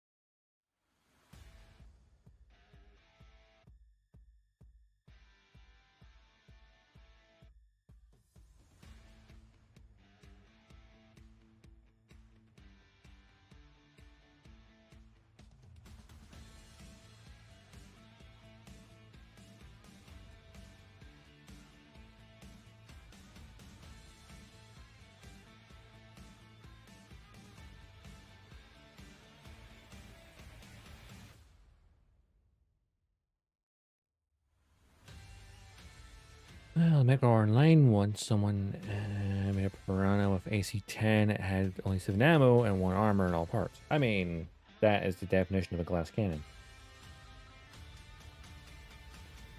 You make those shots count.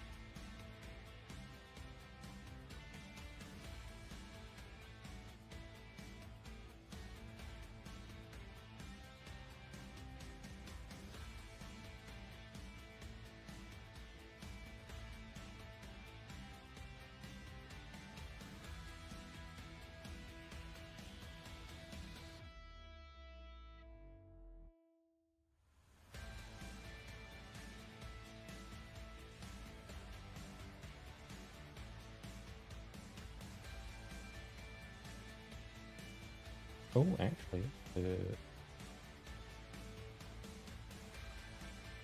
specifically, he's doing it in the opposite direction. Okay, fair enough.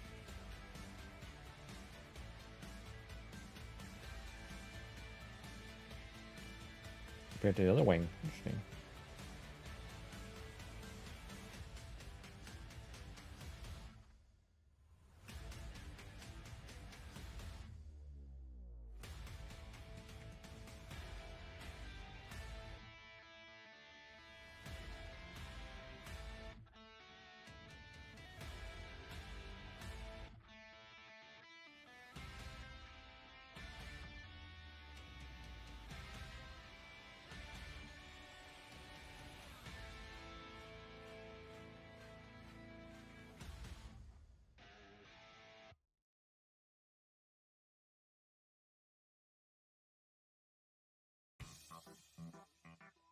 And we plop on the backpack. After I bend the wings backwards. Just a wee bit. There we go. Wings that are so massive they touch the ground.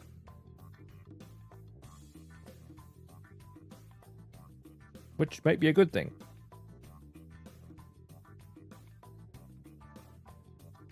Because he doesn't have the issue of the backpack being too heavy because the backpack touches the ground. But if I raise them up, he will fall over immediately.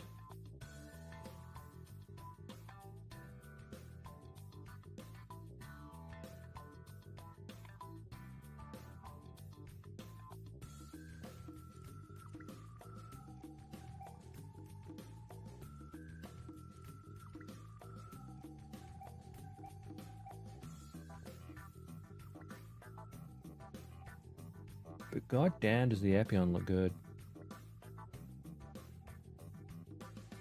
Yeah. I can barely get this in the shot. I can only imagine how difficult it would be to get the Wing Zero in shot right now.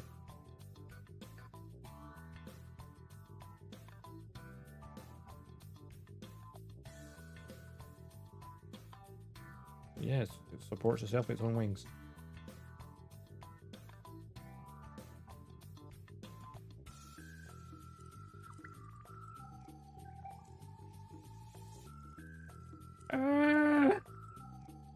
Which I'm gonna let go. And it will fall backwards.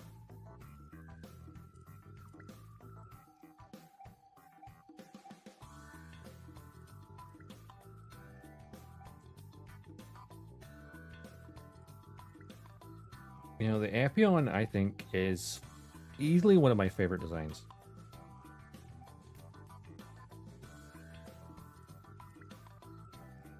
Even if Wing isn't my favorite, isn't my favorite show, the Epyon, one of my favorites.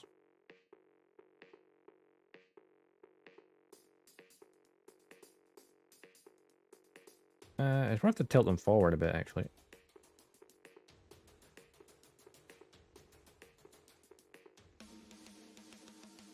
But the wings are so massive that the weight of them is like just too much.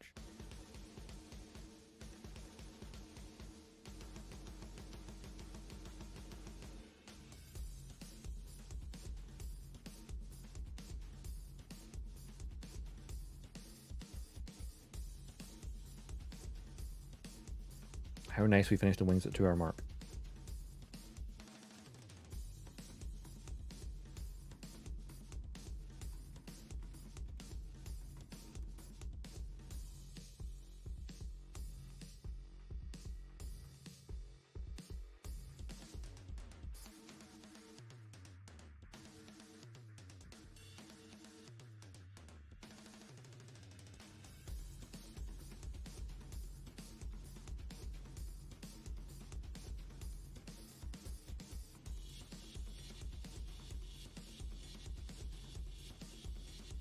Thanks.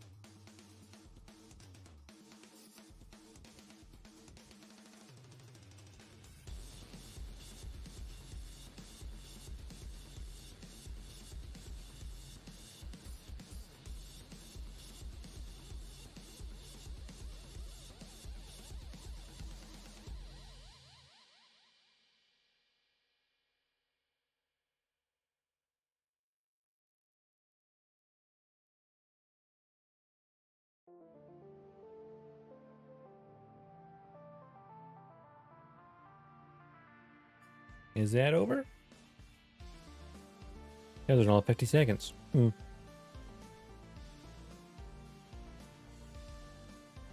But yeah, I mean, trying to get to stand on its legs.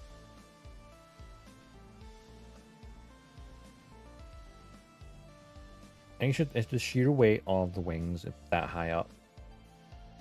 Like, I can stand on it by itself without the wings perfectly fine, but as soon as you get the legs on there, it, yeah, the weight difference is just too great.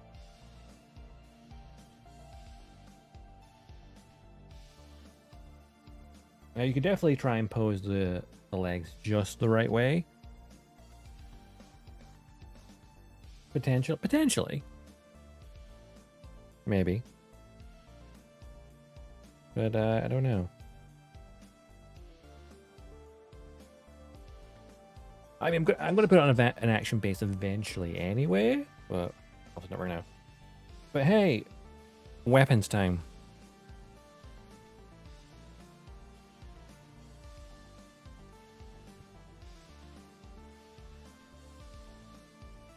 It should be straightforward enough.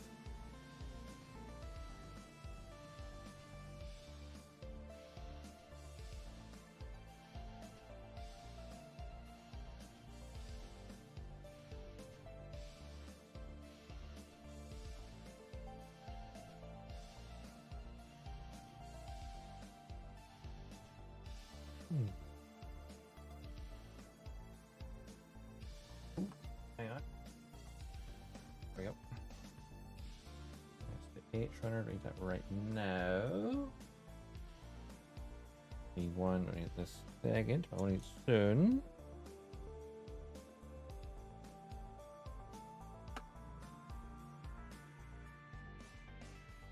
Okay.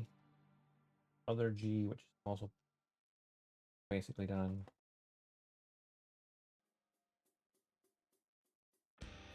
There's the E.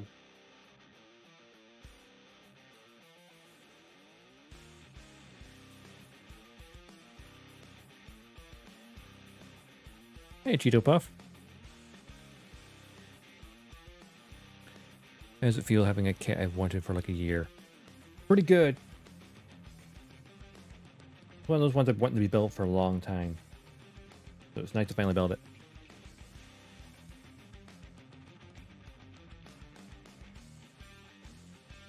But I definitely recommend getting it if you can. Okay, Discord. Okay. Hang on.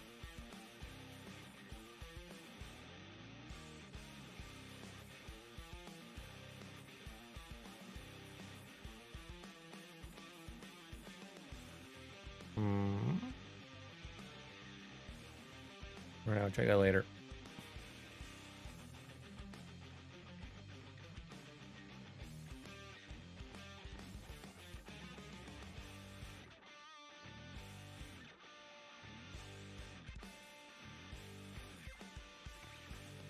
Yeah, that's the unfortunate thing. Especially master grades as well. That's why I normally stick with high grades. Just occasionally get master grade.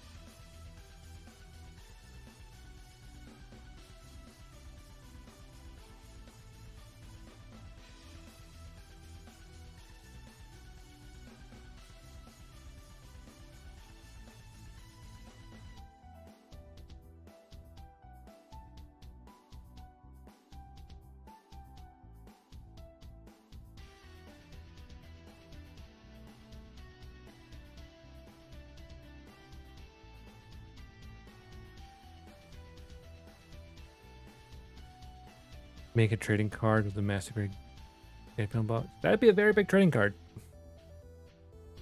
What I have been doing is break it into boxes so I just have the artwork and then putting them in a big folder.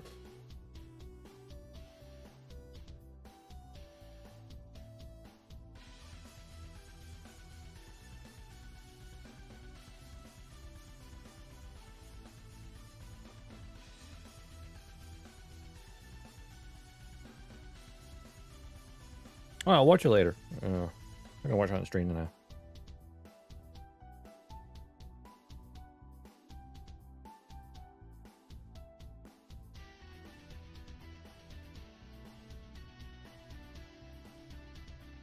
Hey, Killer Bee, how's it going?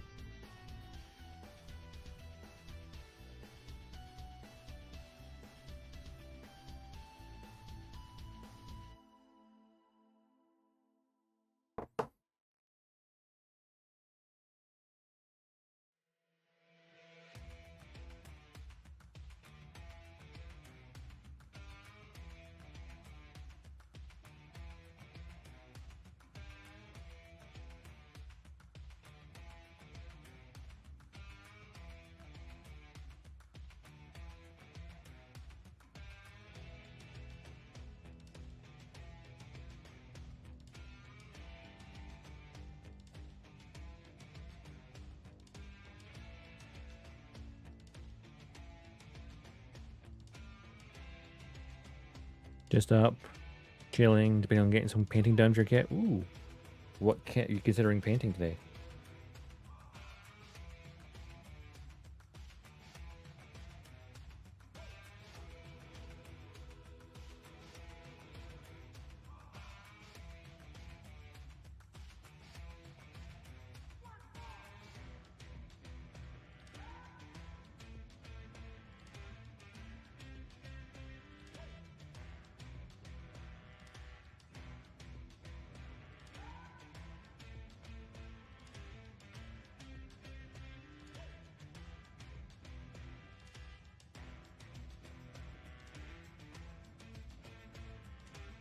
Ooh, the Lancelot from Code Geass.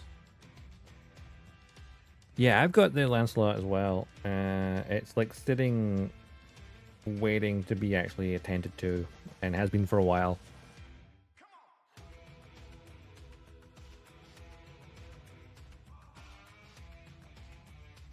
Because, especially the original high grade Lancelot, the hands are molded to the weapons, which, yikes.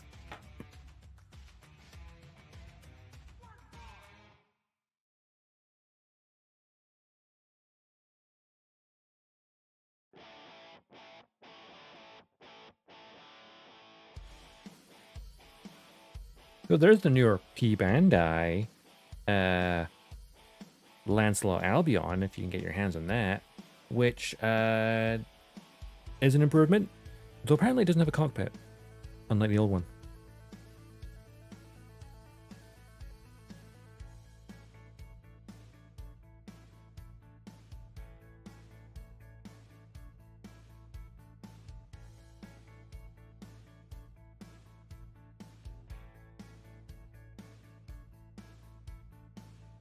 One of the things I want to do once I get my airbrush set up in here is like actually get back to that Lancelot that I was doing before I started streaming.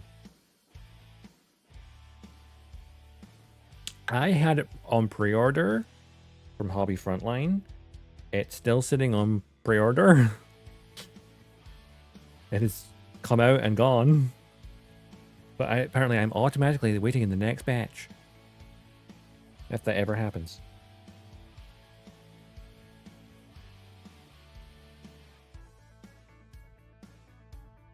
Even stores here have had it and it's gone. Like, I should just cancel my order and just bought it somewhere else. I should just do it, really. At this point.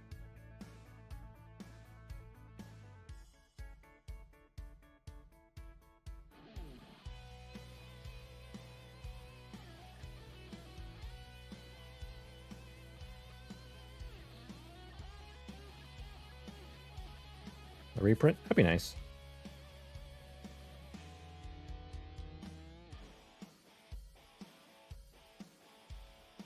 Reprint plus any new ones would be good too. I only paid the deposit, so like 10%.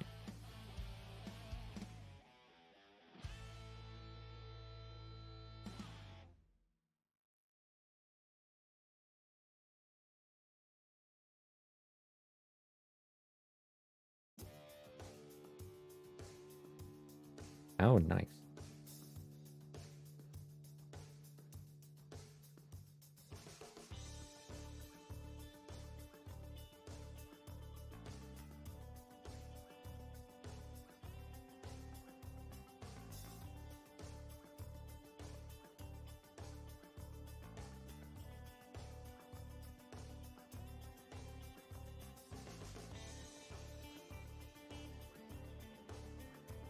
New kits are always welcome.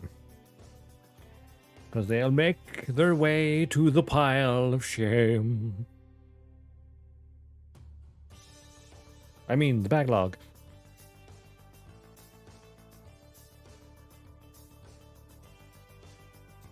One does not simply clear the backlog.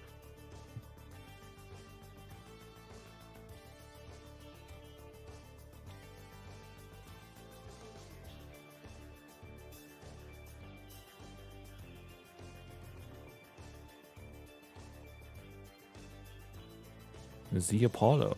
Is that from the new series? I haven't watched that yet.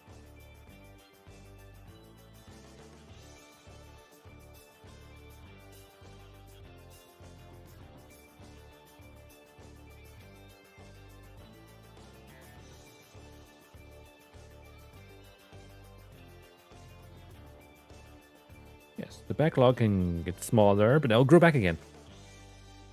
It is the mysterious model kit backlog. It doesn't matter how much of a dent you make in it, it will regenerate.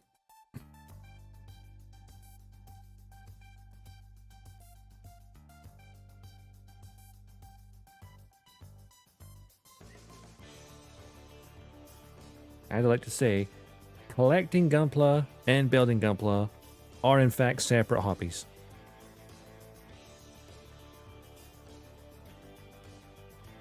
We just have an overlap.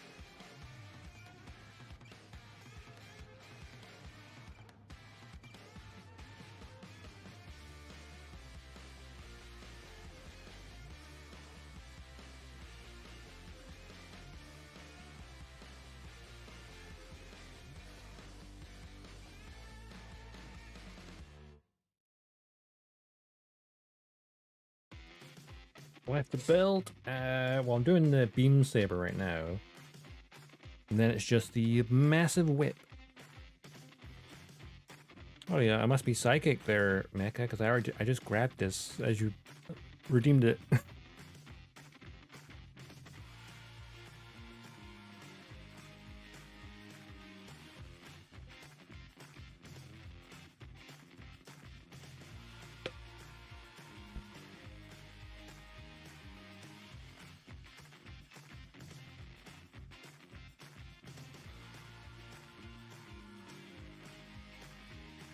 Posture is pretty decent. I mean, I'm leaning forward ever so slightly, but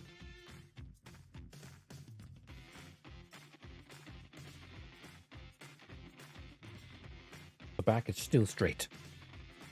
Gotta go? No worries, Nick. You have a lovely evening.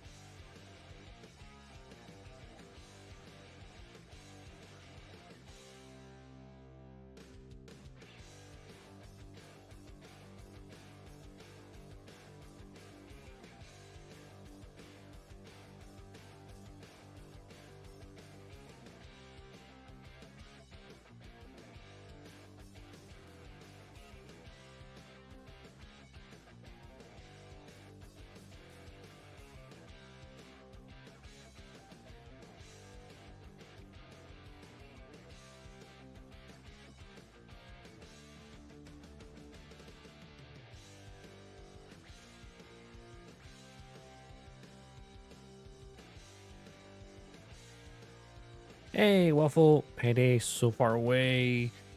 Gonna wait 2 whole days to get a new GPU. Hopefully it wasn't too expensive, because I know with the impending RAM crisis, GPUs will also skyrocket in price because they have RAM inside them.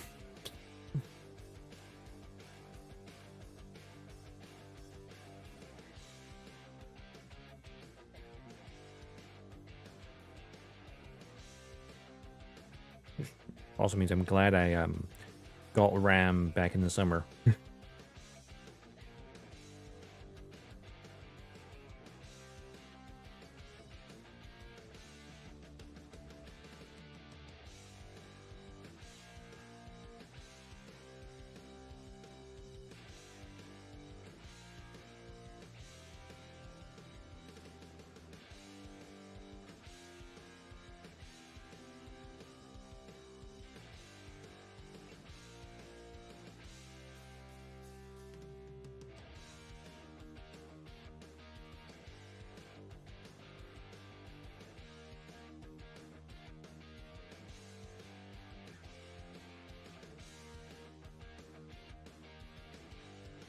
Ooh.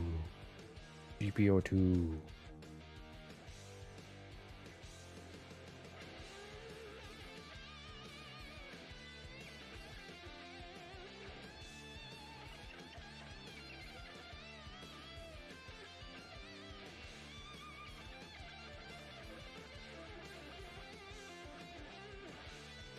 Oh yeah, like I feel like the stock that's there right now is fine, but next year things are gonna.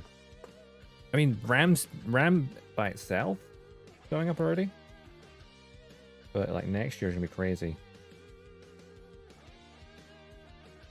I mean, of course, like game consoles as well. Like Xbox already raised the price of the Xbox twice this year, and now the RAM crisis is gonna hit them again. Which they'll then have to raise it again.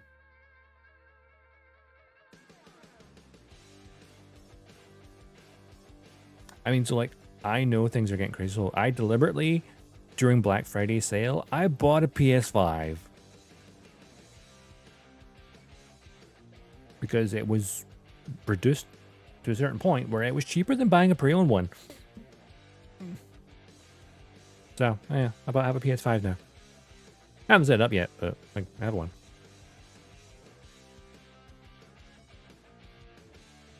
Because I know the price of that is going to be crazy in the future. I have like 660 DDR4, 8GB big sticks, just so you remember it to be, I mean, potentially. Yeah, I'm running 32 gigs. I did DDR4 or 5, I don't remember. I'm DDR4, yeah.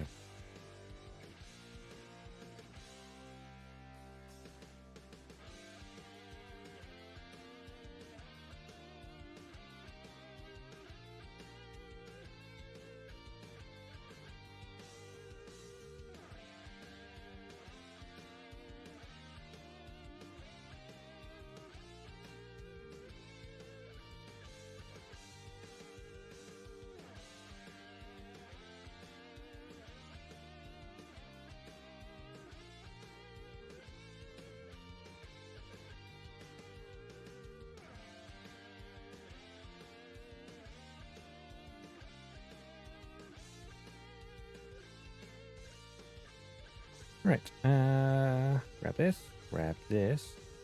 Specifically, the notch needs to be facing this way.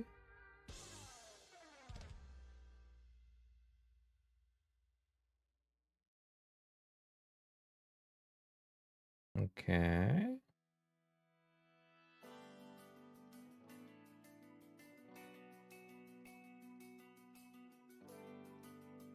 I've been gripping the hand later.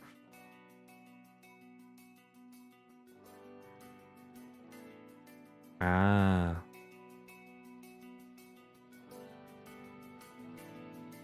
Yeah, sometimes like older tech becomes harder to find and thus more expensive.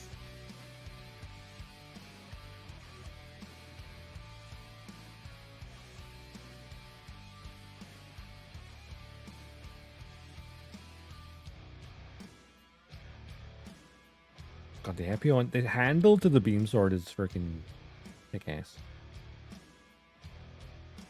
New motherboard. Yeah, my current computer I got in 2020. So it's 5 years old. I mean, I doubled the RAM like this year just to give it a little bit extra life. I was thinking maybe in the near future I might upgrade. Now I'm like, no, wait, a few years, maybe more longer. I want to play games. That's what the consoles are for, and then the PCs for streaming. Easy, right?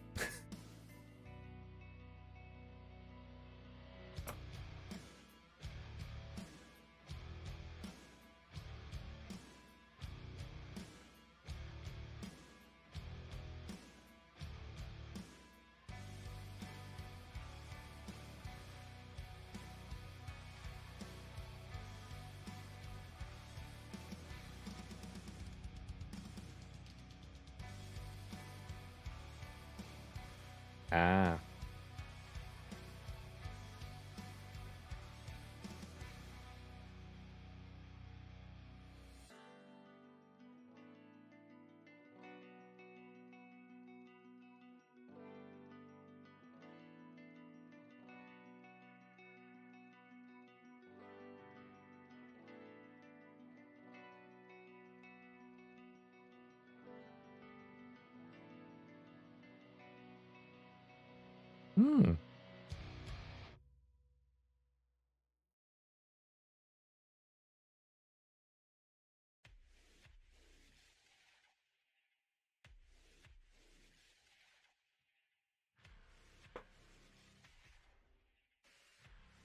Yeah, I don't know. I feel like, why would hard drives be going in price? I understand SSDs. Yeah. Here's the other problem though, is SSDs, especially the NVMe ones that go on the motherboard, they're also going to go up in price as well in the near future. Because you're probably seeing the, what company is it again? The parent company of, oh god.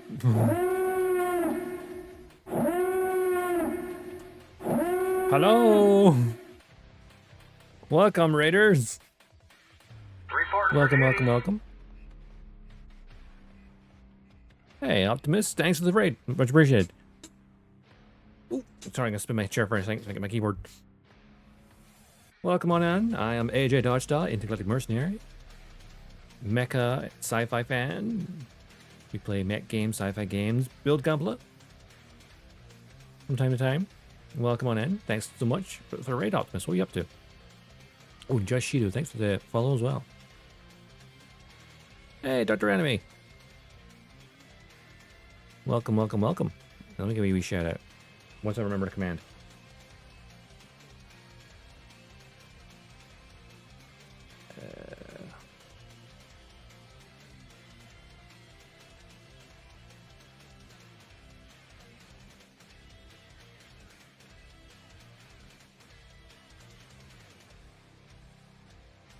There we go.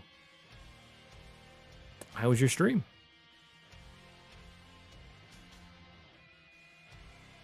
Yeah. Typing done. The good thing about having a L-shaped desk is I can just spin the keyboard.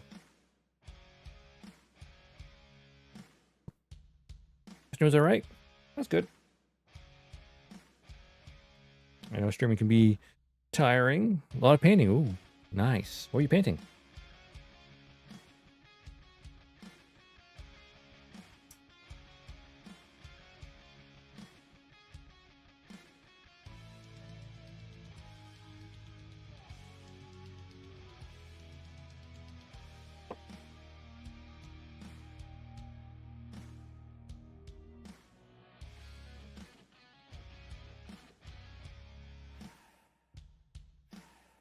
Some of these nub marks are big. Painting almost every piece of the SNA Firelord. That I'm not familiar with.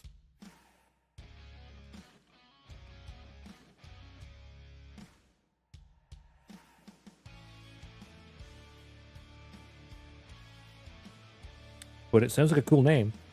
I mean, Firelord. Anything called Firelord should be cool.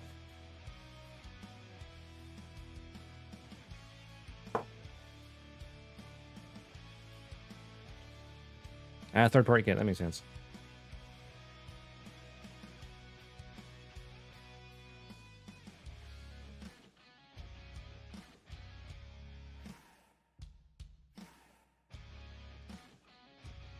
It does sound cool.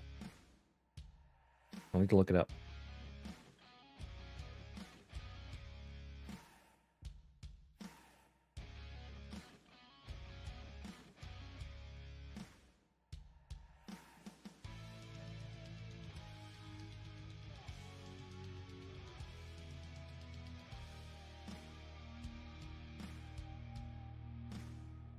Right now here, trying to get the weapons for Epyon done. We just finished off the wing. The wings on this are like so magnificent. Unfortunately, it struggles to stand with the wings. Luckily, the wings are so long, they touch the ground anyway.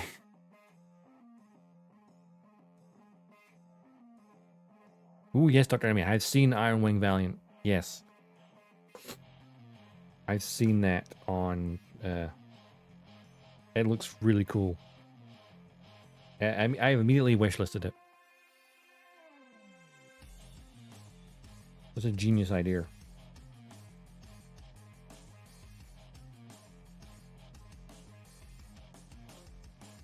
No worries, Optimus. Thanks again for the raid, and you have a nice evening.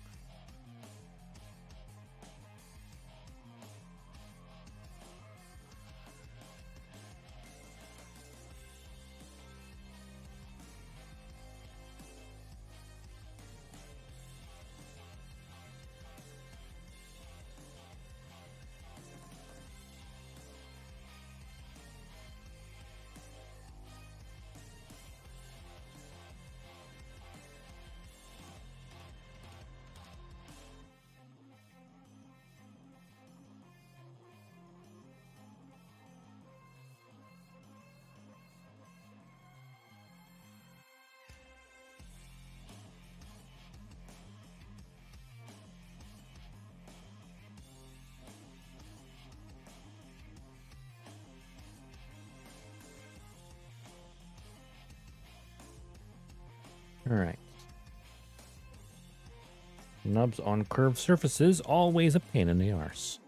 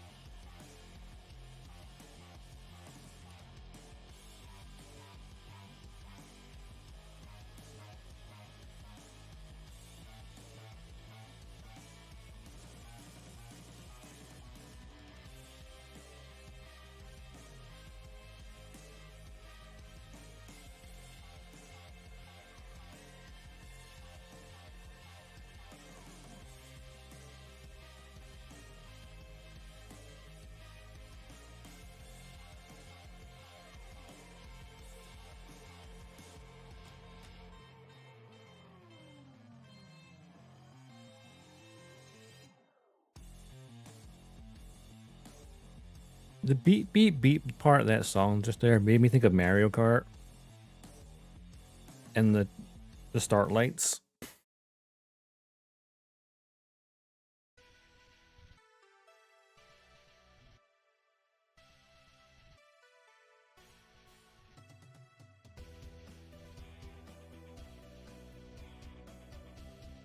Oh yeah, that's the train of thought I was having. Right before the raid. We're talking memory, weren't we? So was it Microx, whatever the hell it is, the parent company of Crucial Memory. So next year, they're just completely ditching the Crucial Memory commercial part of their company. So no more RAM sticks, no more SSDs made by Crucial.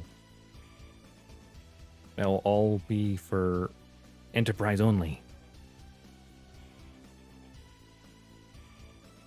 Because they need to, money for their much higher paying customers, the ones that buy in bulk.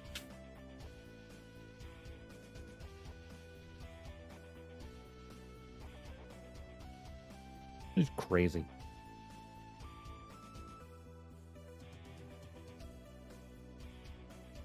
Yeah, so basically your crucial stuff will become very rare.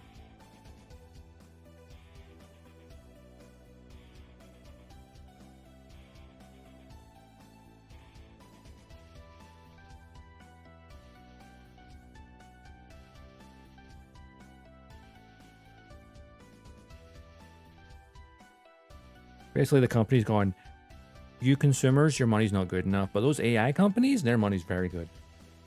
What they've literally said. And that's not even an exaggeration. That was kind of what they said.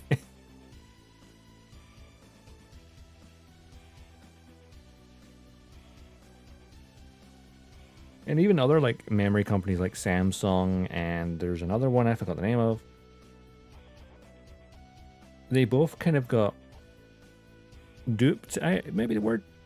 They both signed a deal with OpenAI to provide them with, about 40% of their production capacity. Both of them. But they didn't know the other person was doing the same thing. So OpenAI bought 40% of the world's entire supply of RAM, hence the problem we're now facing. Yikes.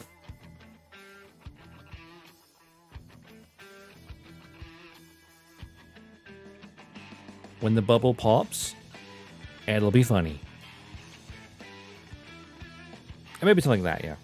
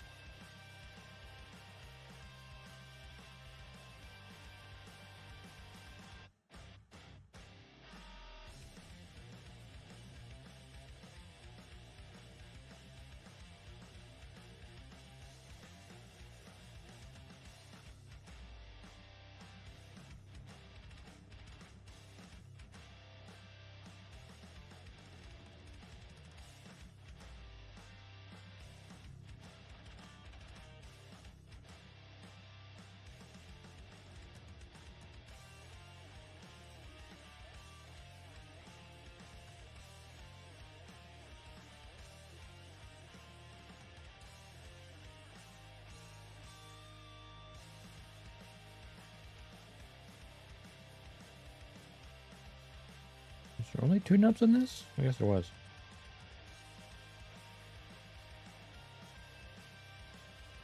Or the other ones were like so thin, I can't see them.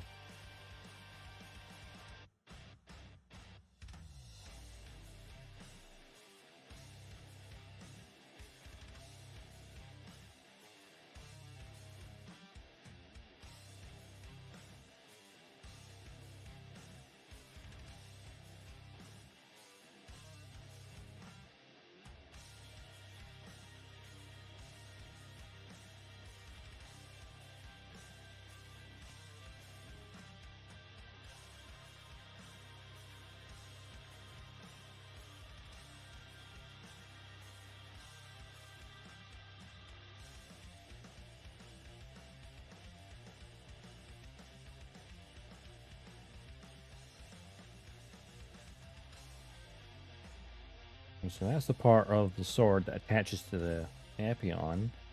And of course the cable would be between those parts. Surprised it's not telling me that add the attachment to the bottom of this. Currently. Weird. Oh no. Shield.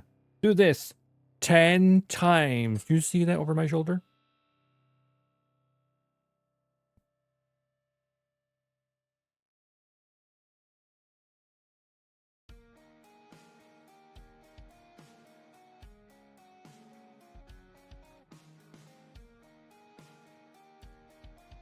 Zoom and enhance. 10 links for the heat rod. I need to do 10 of those.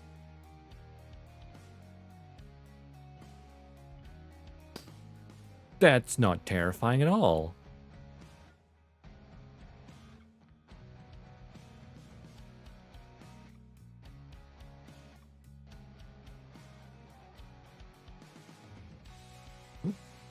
There we go.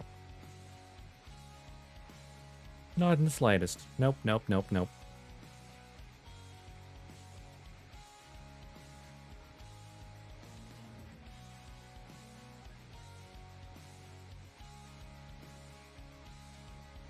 I mean, each link consists of 3 parts.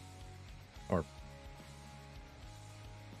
2 sides and a pulley cap.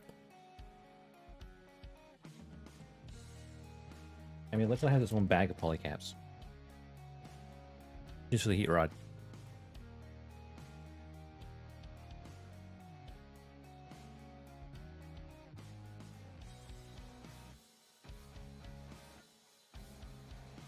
Yes. 1, 2, 3, 4, 5. That's half of it. Another. Oh, God. I wonder how long that's going to take me. I've hit the point where like I'm now dreading it.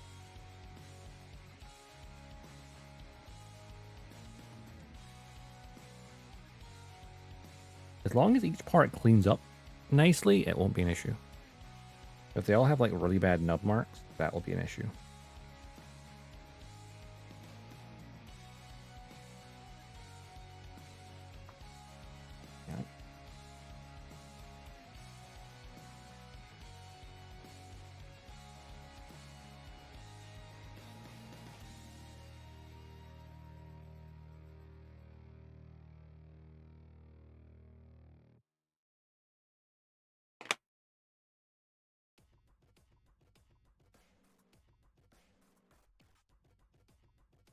Oh no, there are polycaps. There's ABS.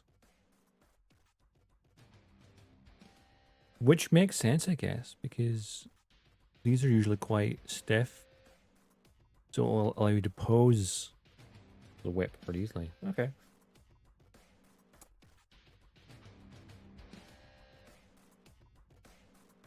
You know what I'm going to do before I start on the whip, though? Even though it's still off 15 minutes till the next ad break, I'm going to take a quick break, refill my water, go to the loo and whatnot, and then we'll crack on with the heat rod. How about that? So I will be right back.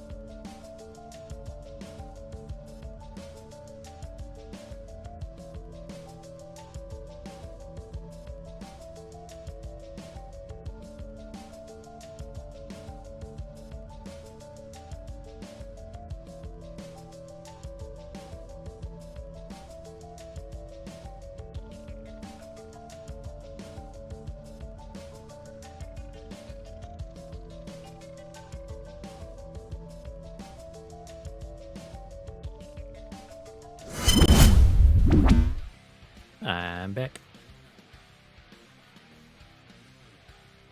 Pull the chair back in does usually help, doesn't it?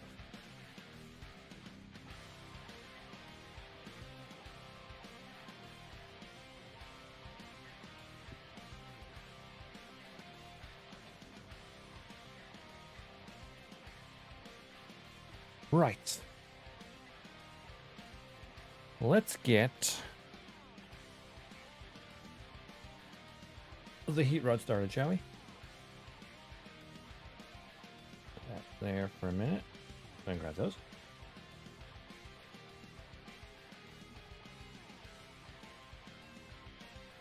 You know what? I'm just going to cut the first 5. Let's go for it.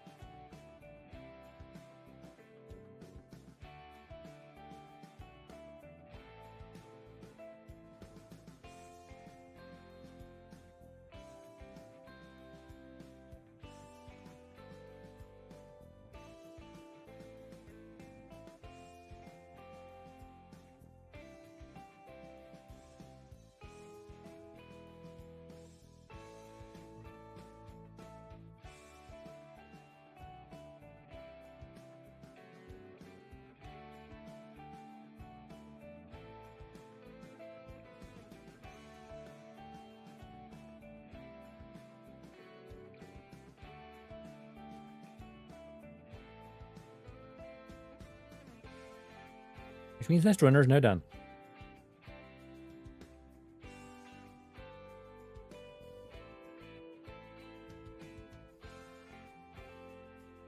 Of course, there's a second D runner. We'll have the other half.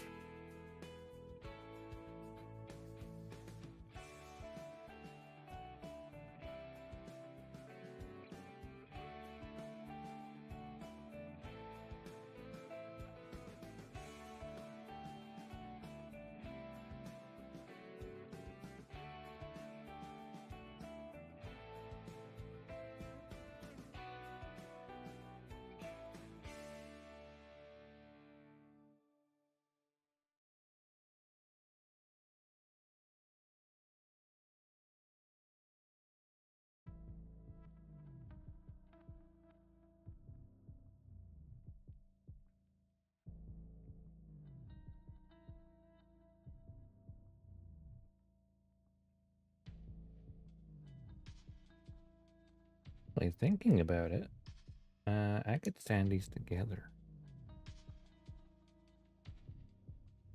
In theory, what I could also do is if I wanted to fill in the seam line too. Don't know if I want to do that though. Right now, anyway.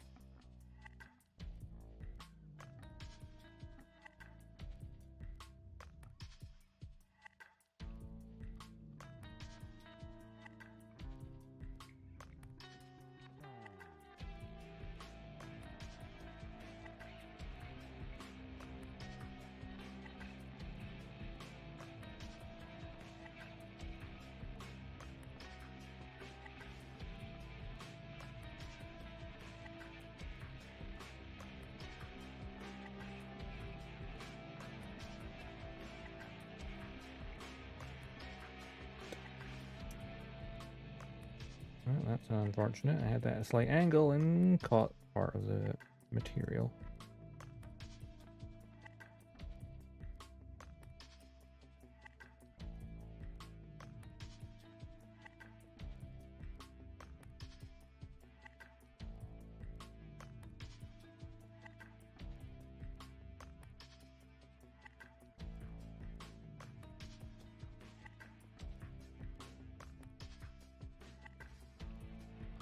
Problem with things on curved surfaces. You try to angle yourself correctly for the curve, and then you end up chipping into something else.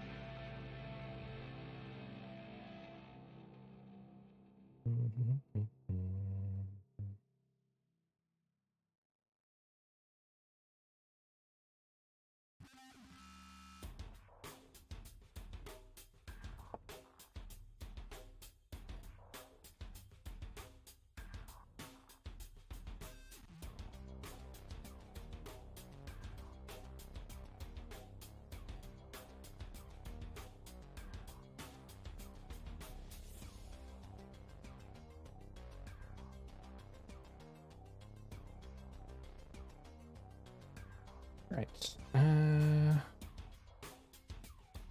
Pop these out as well.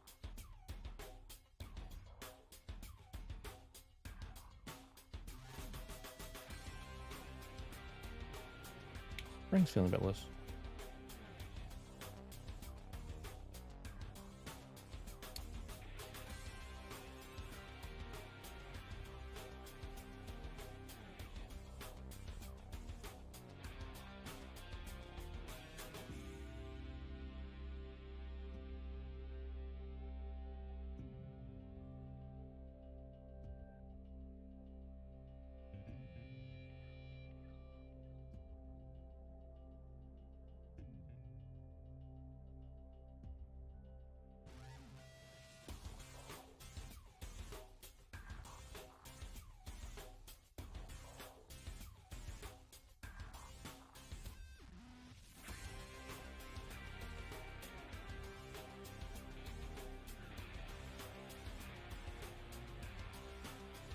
Mass production of parts. It is kind of impressive the real grade version. The heat rod comes as on the runner as is. It's insane.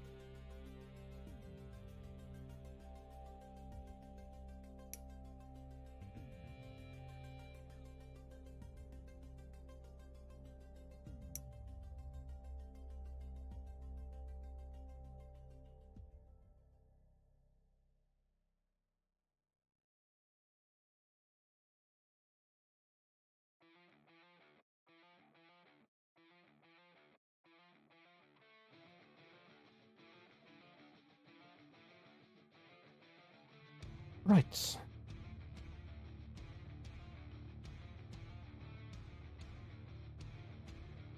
goes this way. Oh, wait, no. I need to file all these because they're nubs that are on the outside. Like, it will be visible through the little hole. Ah. That's a little frustrating.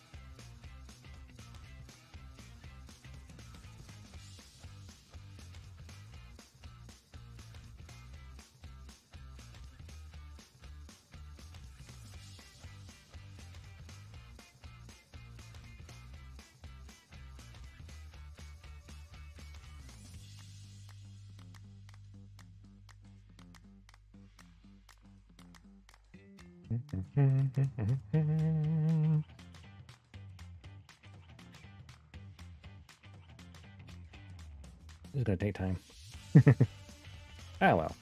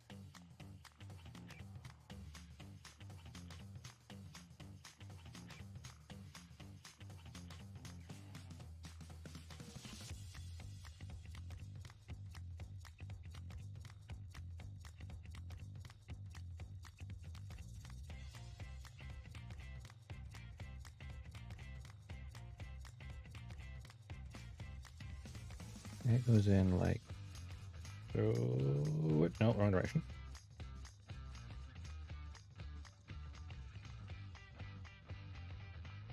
That direction.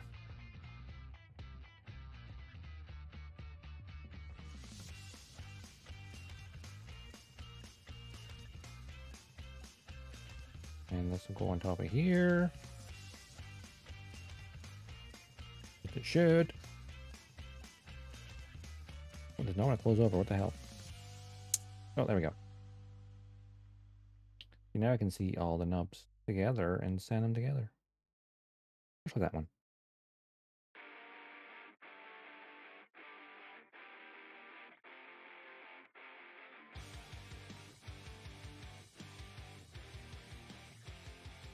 All I'll do is I'll get all these bits sanded, assemble them, and then we can then go through each link. Minimizes the parts lying around on the table.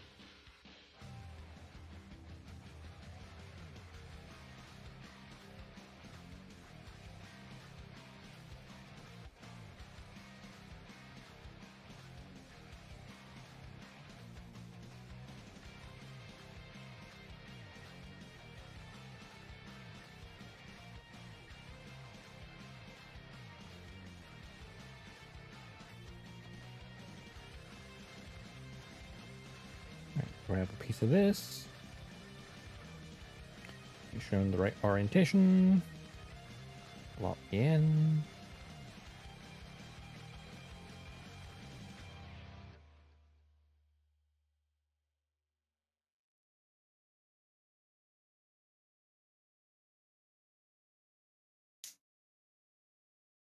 Snap it shut. And we rinse and repeat many more times.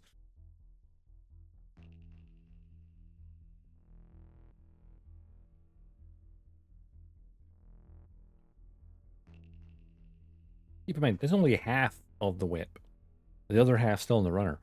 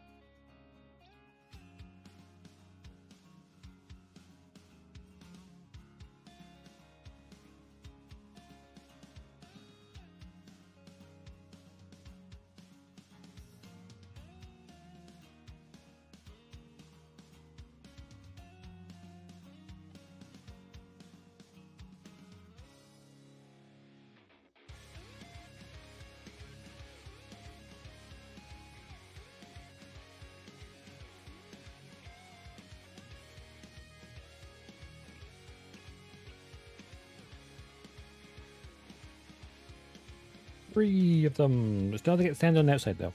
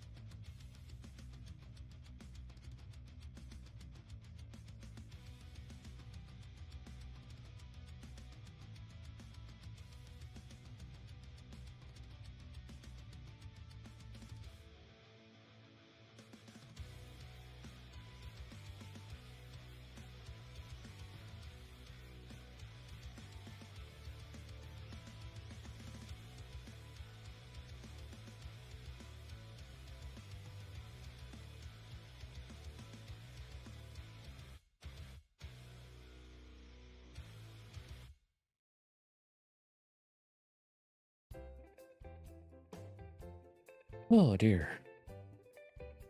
Time consuming.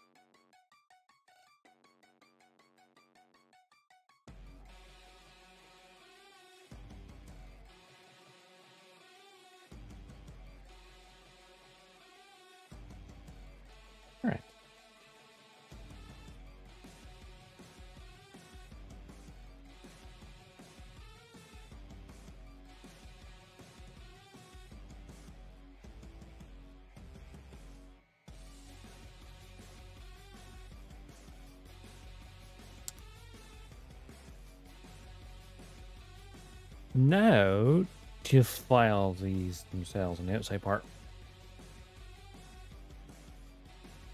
And of course, there's no F5 to build as well.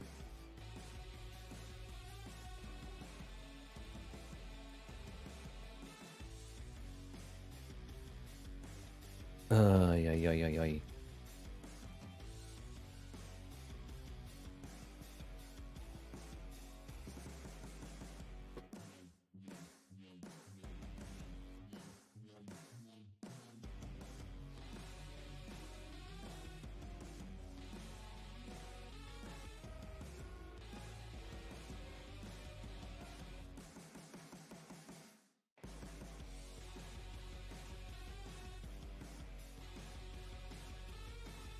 It's easier to do it this way. I can get both nubs at once. Sure, I could also, glue them together and get rid of the seam line, but the extra effort. I don't want to do it right now.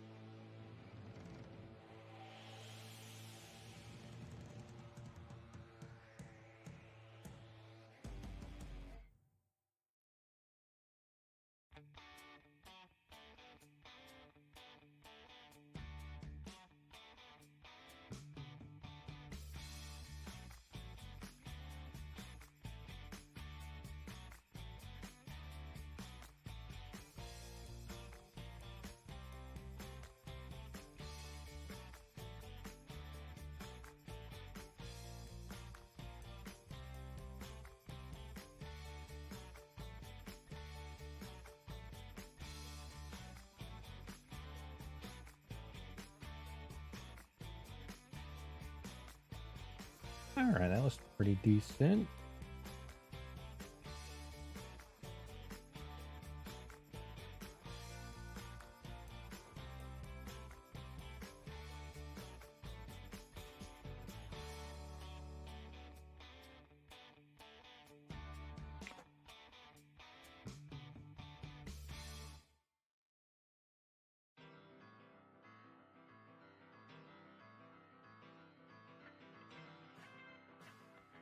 Maybe a centerpiece in that.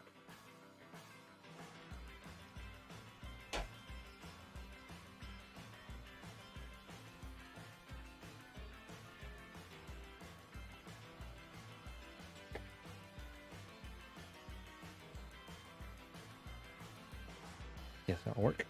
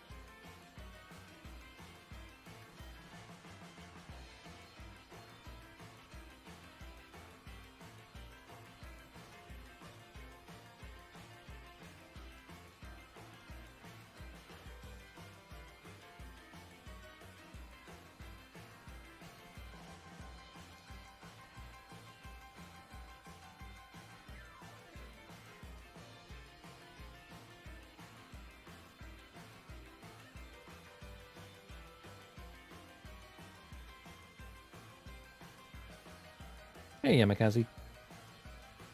Yeah. We just have to work on the very intricate heat rod.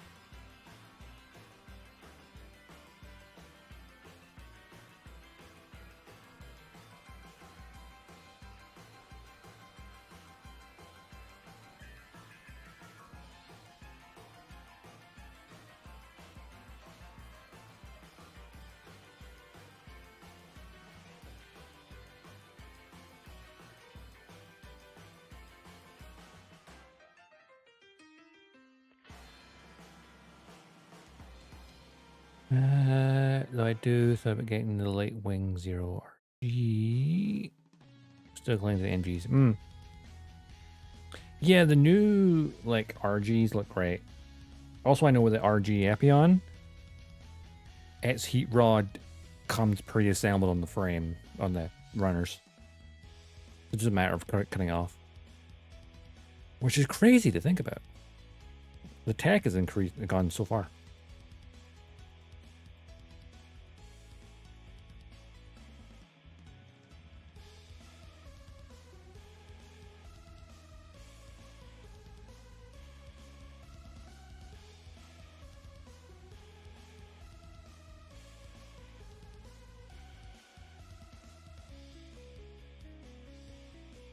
Now that I've built this, I kind of want the Wing Zero now. Which is funny because I'm not the biggest fan of the Wing Zero. But the Epyon's so cool, I kind of want the Wing Zero to go with it now.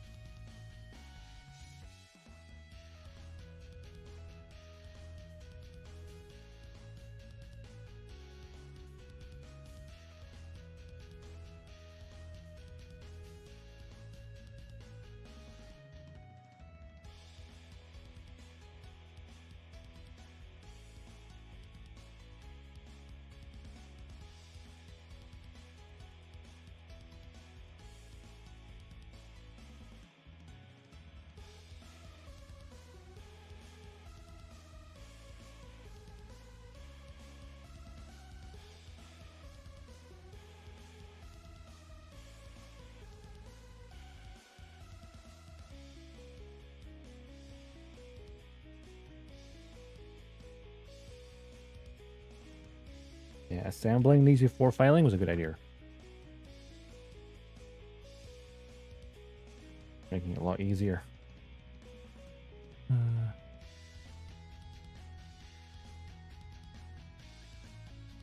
Oh yeah, like the TV version of the Wing Zero.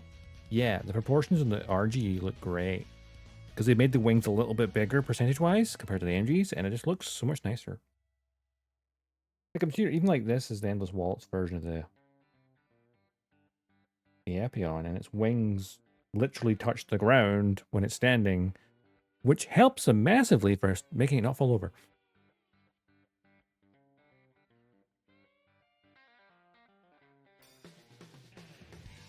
So like big giant wings is what we want.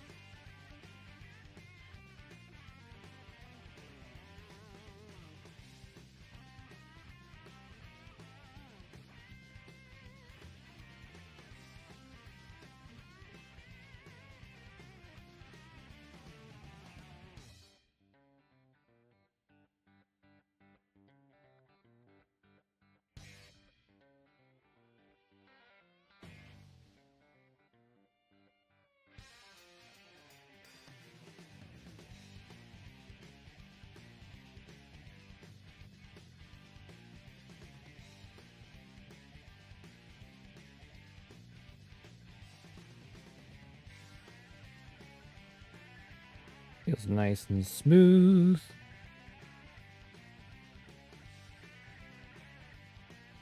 Maybe.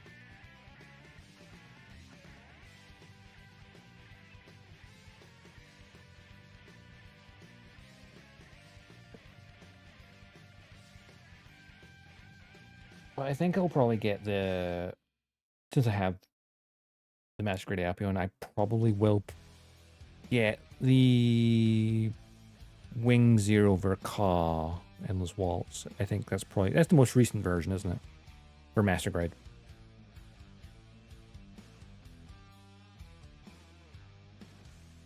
Mm-hmm.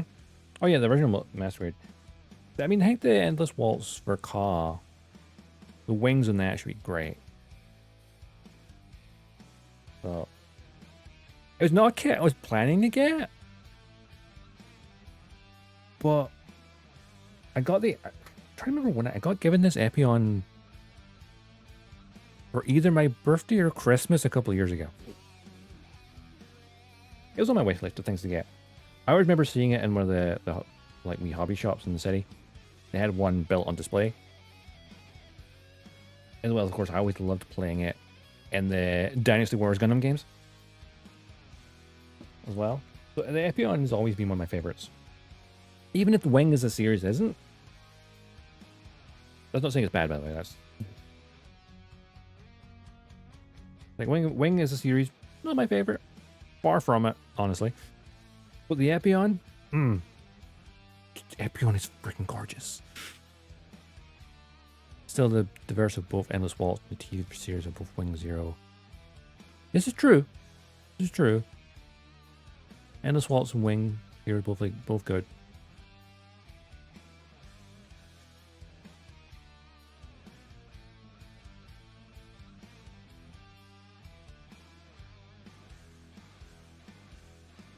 Nice to have options.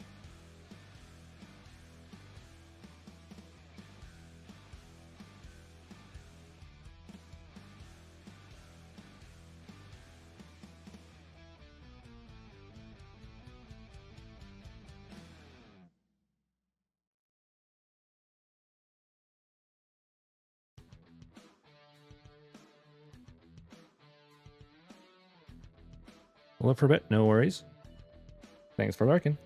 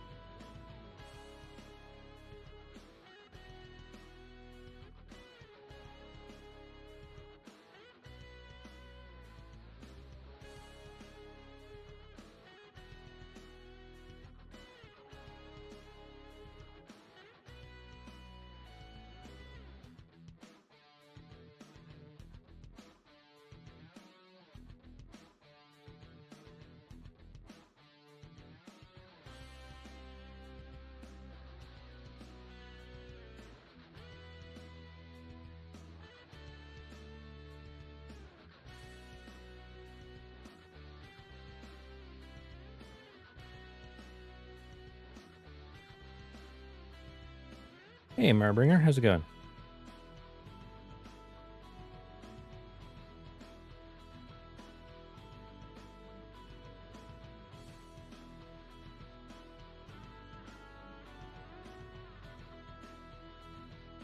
Chilling. Good day to chill.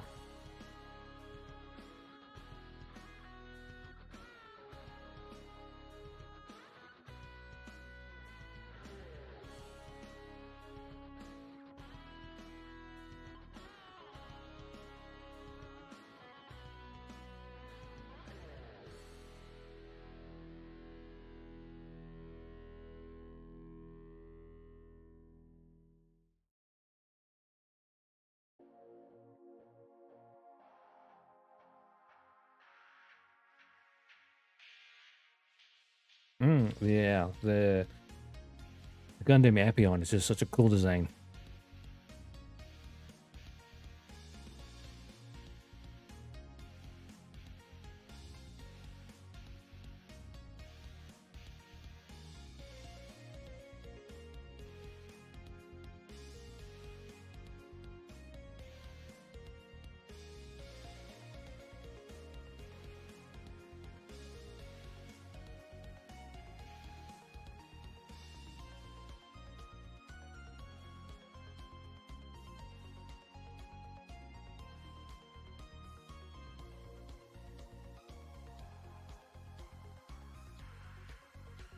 You built 3 so far, still discovering stuff? Yeah. Nice. Yeah, Gunpla and model making in general is like one of those hobbies. Like once you dip your toe in, there's like so much to discover.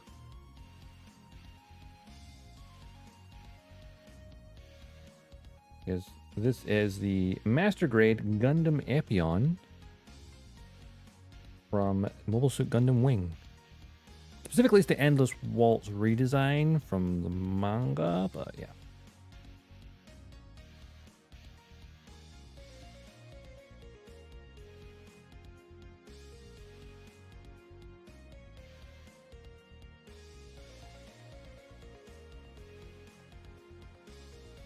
It is one of my favorite designs.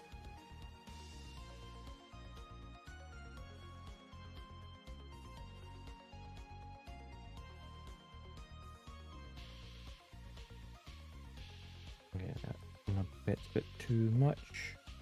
Let's just shave it in a bit.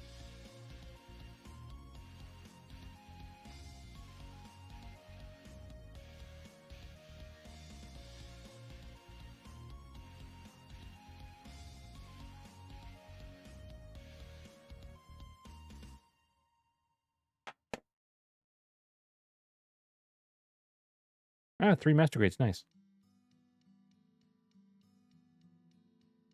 I, despite having built probably a few dozen high grades, when it comes to master grades, this is like what my unicorn, yeah, my 4th master grade.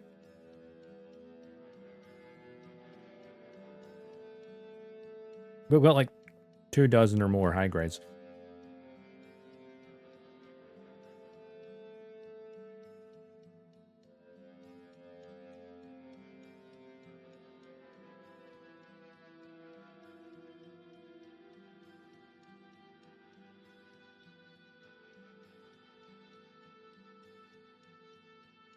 Master grades and RGs. RGs are also great because they have that small size of a high grade for like not taking up too much space, but then have the detail level. I quite like high grades just because there's such a massive variety, but it's nice to kind of just get real grades and master grades, like your favorites, especially.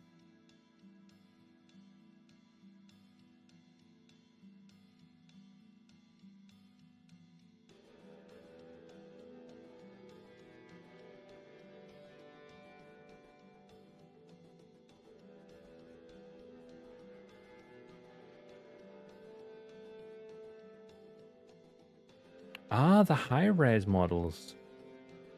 That was a very short-lived line, unfortunately. I don't think they've done anything on that for a long time.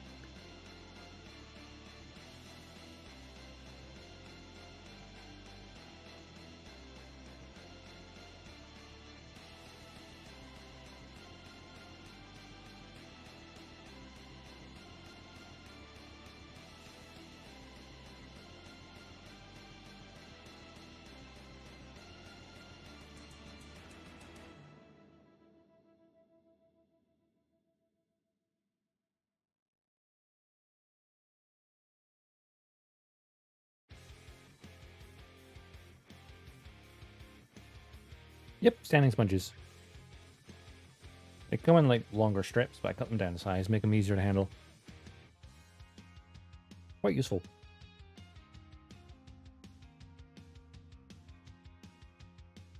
Especially when you've got like a curved surface.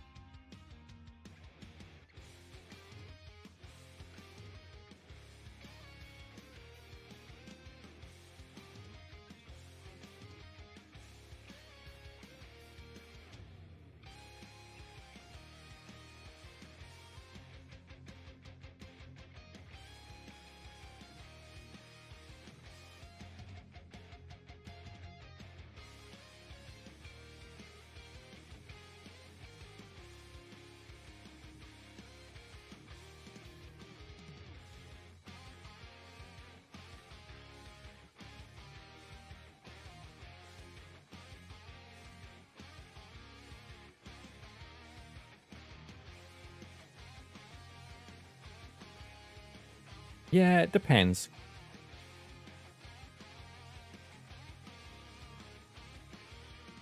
There is a downside to like flexible sticks or sponges because they like to bend, which is great for curved surfaces.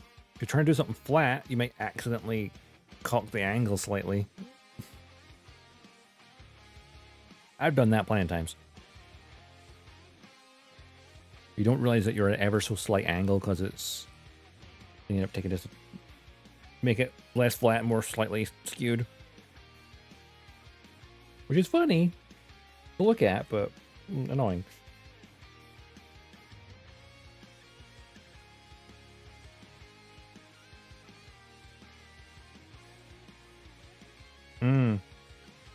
Yeah, definitely like that. Some things like the nubs can be like so high, it's struggling to get them.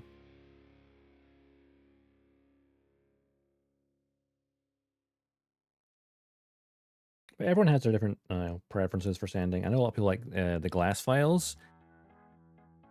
Personally, don't like those. Feel like they're a bit rough. Also, they squeak, and I don't like that.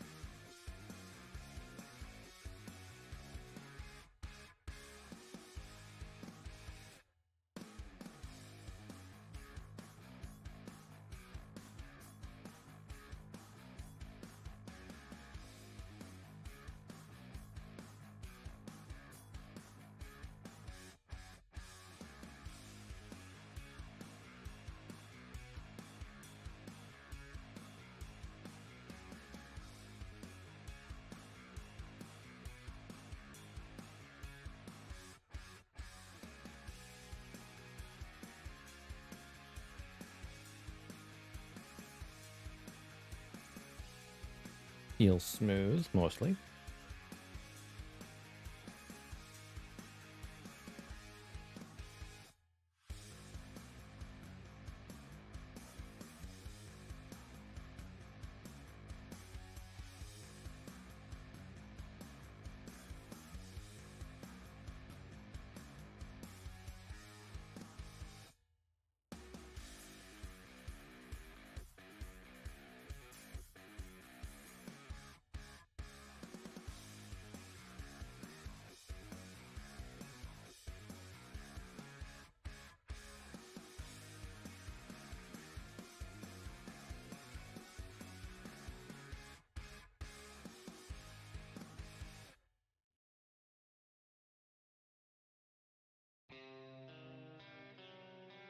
I assume these are going to be plopping in like that.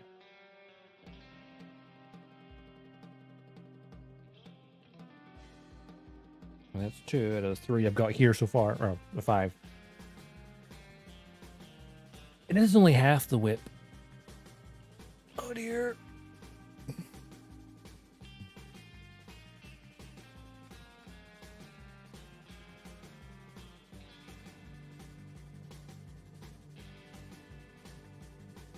If I bit off more than I can chew.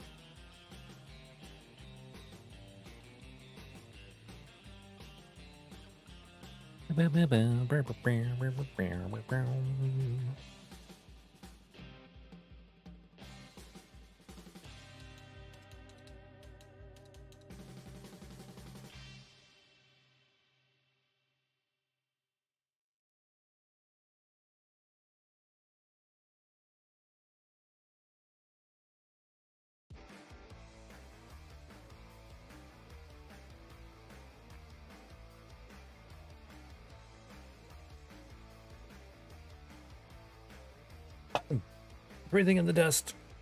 Not great.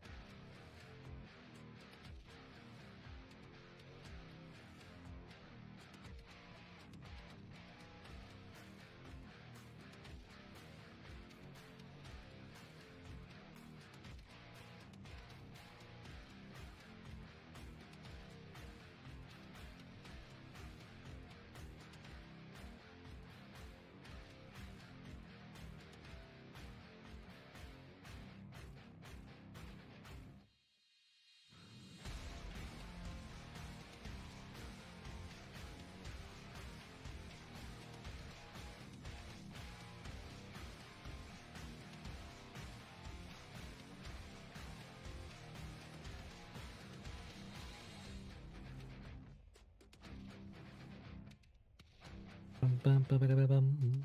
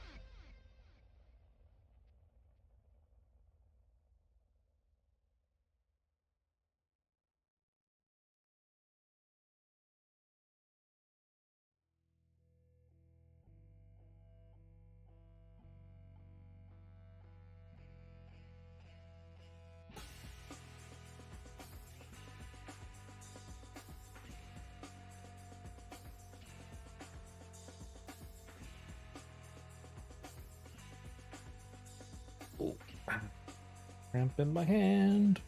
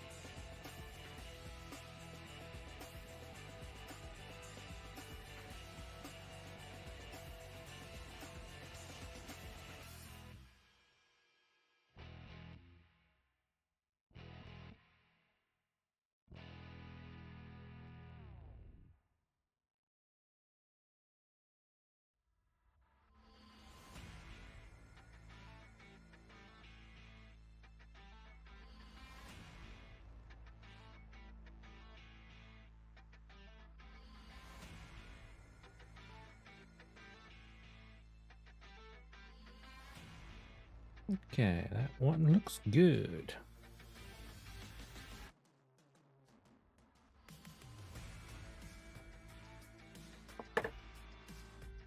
That's 3 of the length out of a total of 10. What time are we at? Okay. I get these 2 done.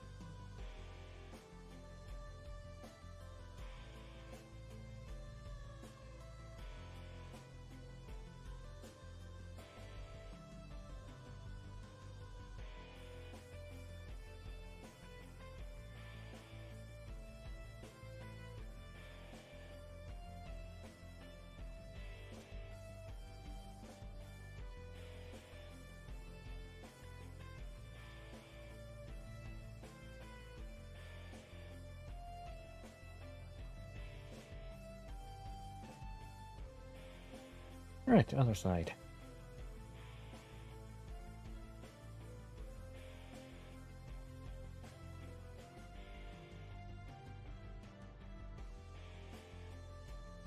Well, I may have gouged that too much.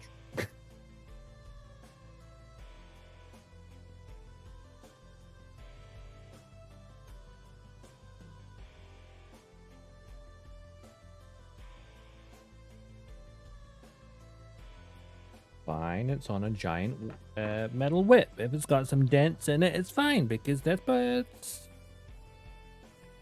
usage. Fine.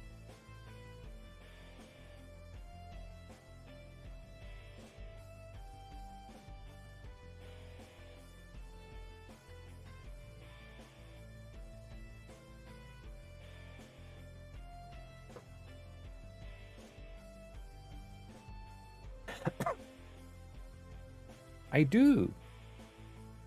I've got some of the Gundam ones. I've actually panel lined the torso and the head, but not the rest of it yet. Normally, yeah. The once it's fully built, I'll like take it back into certain pieces just to panel line it all.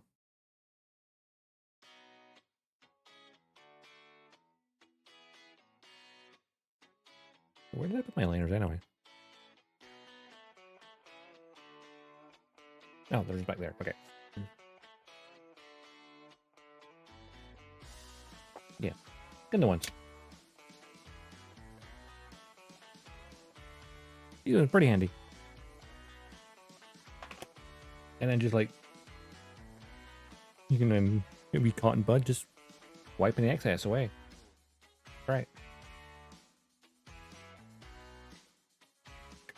I love that I answered the question just before you asked it. Because there was like slight delay. But yeah. Just wipe away the excess.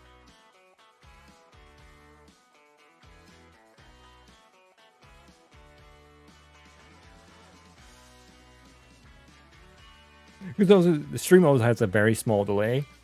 But it's like, I love that I almost anticipated it.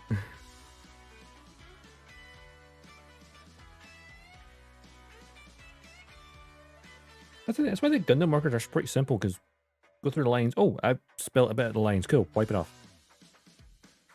Or it dries in too much.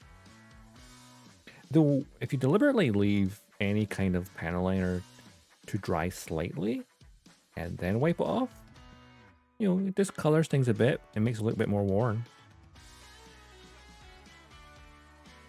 I know some people do like in the traditional model making spheres, they do what they call a gunk wash, where they put like an oil-based weathering over the entire thing, leave it a while, because oil dries slowly, and then wipe it off of cloth. So like, it will stay in the crevices, but also discolor the rest of it just a tiny bit. Make it look dirty. Of course, don't use oil paints on Gunpla. They're different plastic.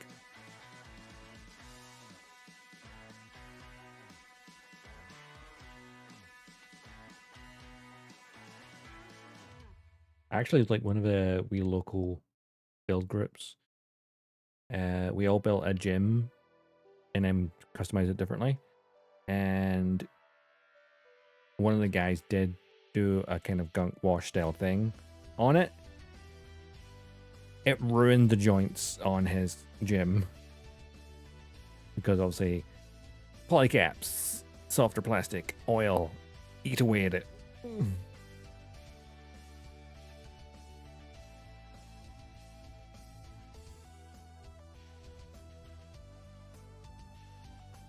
But a learning experience. Low acrylics because of Warhammer. Most of the acrylic paints I have are Vallejo. They have that mecha line.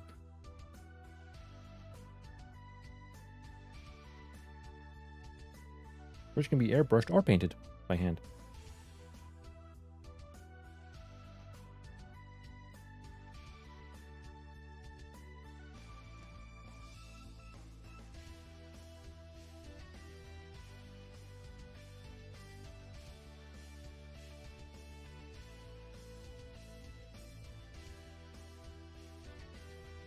Well, I've seen people paint Gunpla like Warhammer, and it's very impressive.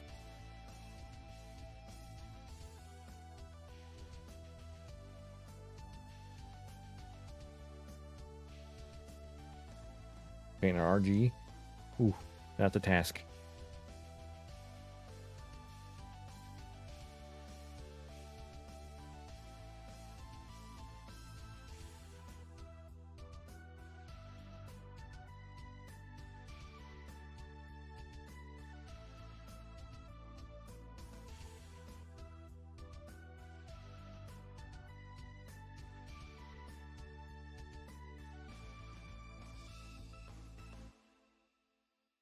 No worries, Waffle. Enjoy lunch, and thanks for lurking. R2!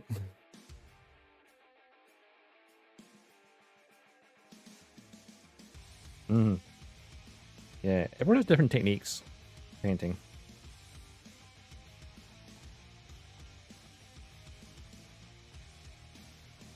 That's why, like, there's no right or wrong way to paint something because it's a creative expression.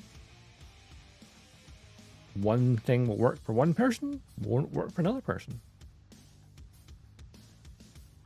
Everyone has their own preferred techniques.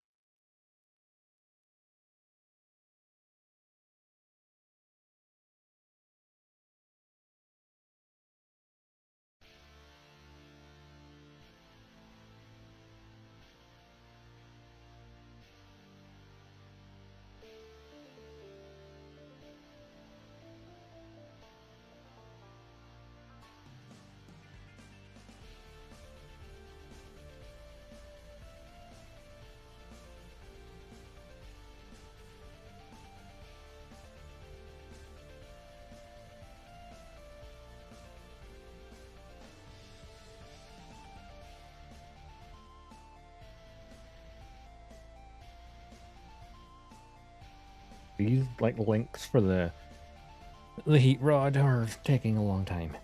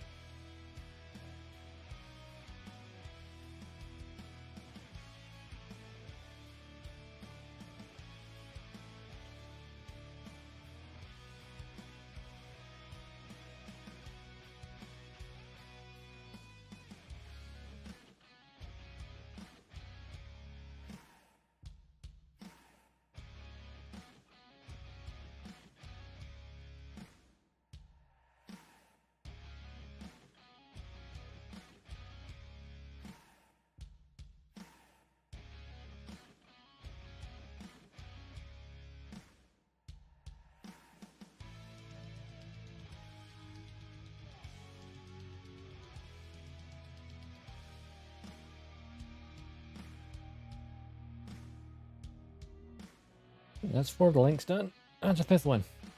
There's the one I made a bit of a mess of when I was cutting the things off.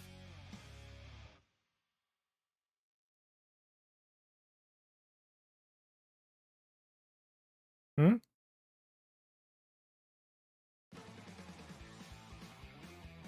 Oh, like what parts are painting to avoid scratching. Okay.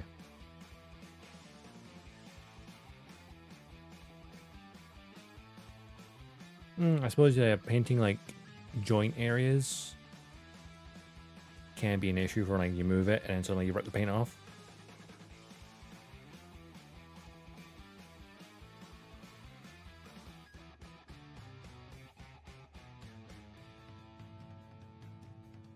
I think some of the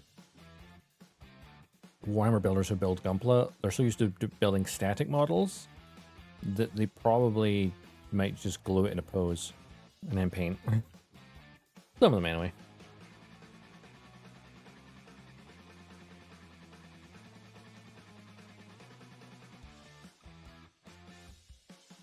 Those will vary from kit to kit depending on like clearances and stuff.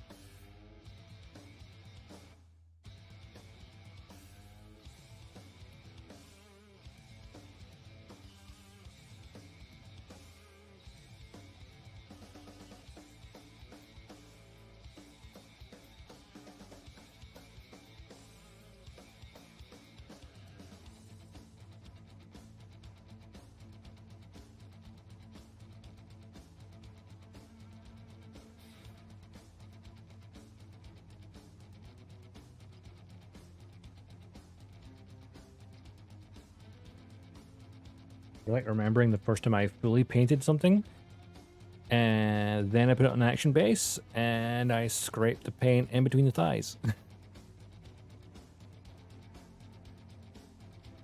Because it was like an older type gem that didn't have a peg hole, so it was just a cradle type. So I put it on the cradle of the action base and scraped some of the paint. Luckily, the skirting armor hides it, so you can't really see it.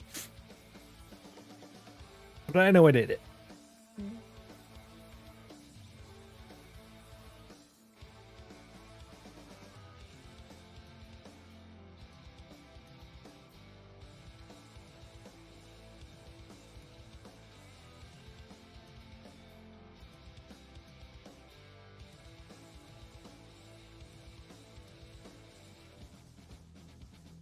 Mm-hmm.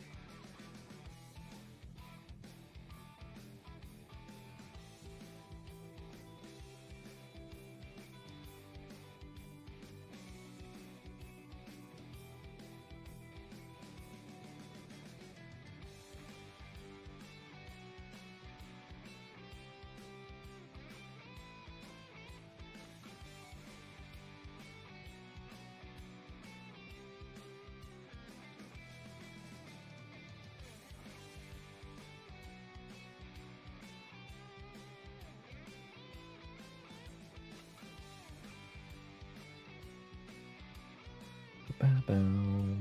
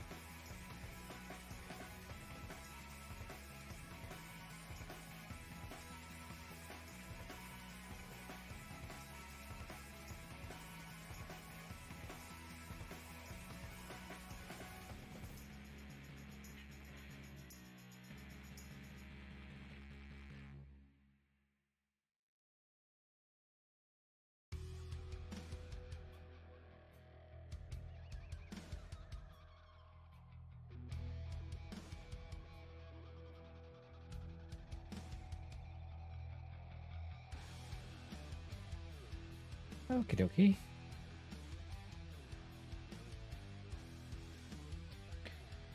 There we go. That's half of the whip done. There's another 5 of those to make.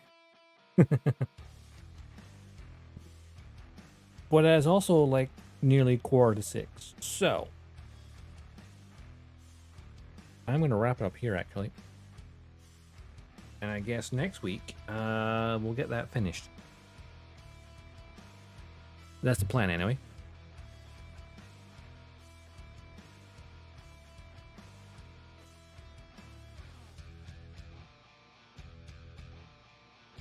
I need to go make dinner.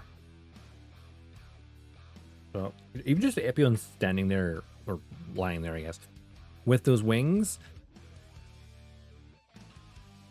I know, I tend to hold it too close to me. That's the problem. Ow. Yeah, I tend to hold it close to my face when I'm like sanding, just kind of like very paying attention. But I should be sanding these bits. Because there was nubs down there. And then on the upper sides as well.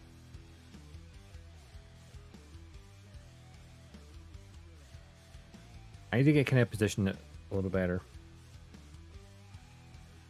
But essentially I've just been sanding.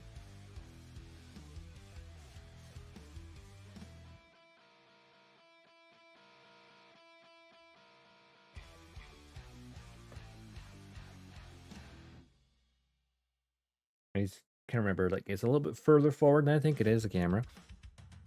I'm usually like here-ish. So like on the edge. If I put my armrest in my chair, I could pull it in. Well, that's the problem. It's like the end of the desk is like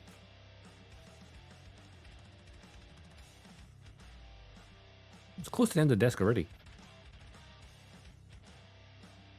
I can't really bring it any further forward because it's attached to the desk.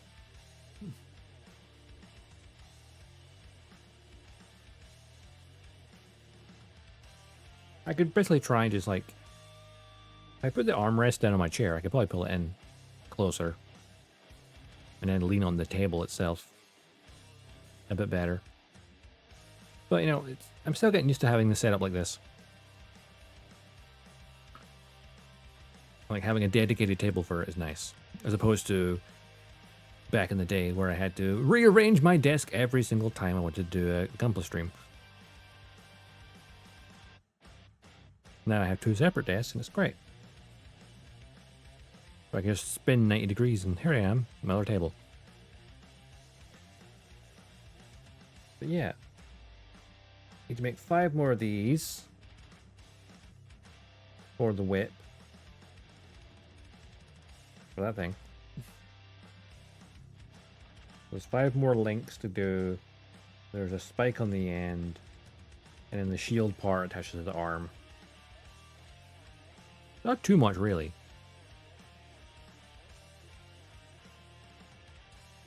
And then have the panel line and everything as well.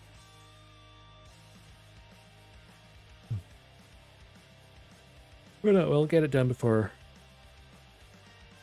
the year is over.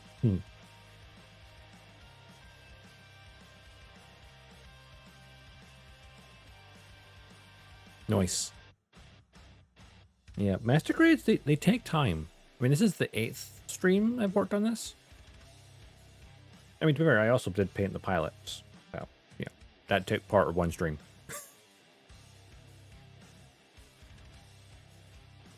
Little Milliardo piece crafts. The pilot version is inside there. Unfortunately, it's very difficult to see because the hatch may be here, but the cockpit is actually here. It's slightly higher up. So even if you open the hatch, you'll see his feet. And that's about it.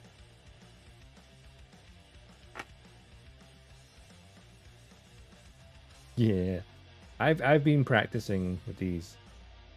So I've painted them on the last, well, out of the out of the 4 master grades I've built, I've painted them all.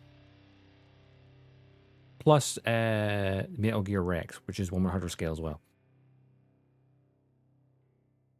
But yeah, honestly, when it comes to these things, as long as it will look really messy. I'm gonna pull the camera in for a second. Zoom, about 300% will do. There we go. Like up close, it will look messy, but from a distance, standing next to the mobile suit, all you need to do is go, oh, that's that guy. Your brain doesn't care about the details. It just sees the basic character. Actually, can I get the hatch open?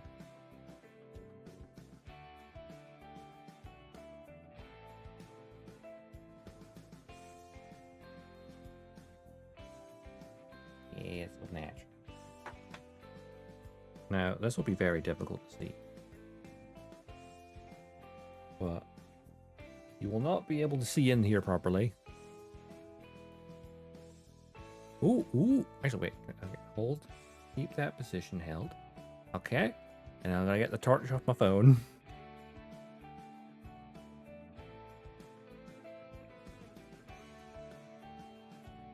And shine him in there. Can you see Meliardo? Zex Marquis. Ooh, hang on. He's in there.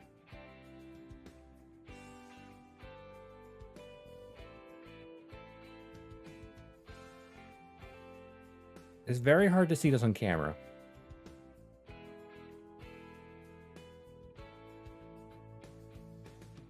But he's in there.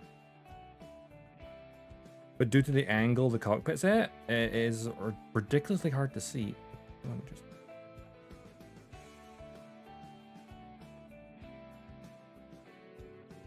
But, like, if I angle it right, I can see him, but he's like, essentially the cockpit is like behind there.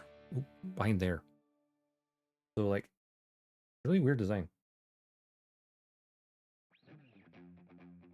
Close that over. Some of them are easier than others to see inside. Like, I've got the Unicorn Gundam inside its mobile suit cage. And that's got the hatch just sitting open. And it's easy to see Benager sitting inside. Right. Anyway. Need to watch some Gundam? You do. I mean, ones I'd recommend, obviously, this is from Gundam Wing. Which was the one that was very popular in the 90s and, like, the very first one that got dubbed as well. That's on... It had its 30th anniversary this year, so... Everyone's kind of rewatching that. And of course, I love Gundam Seed. A lot of Gundam fans, especially in the Western sphere, will tell you it's bad, but... why would it be the most popular worldwide if it was bad?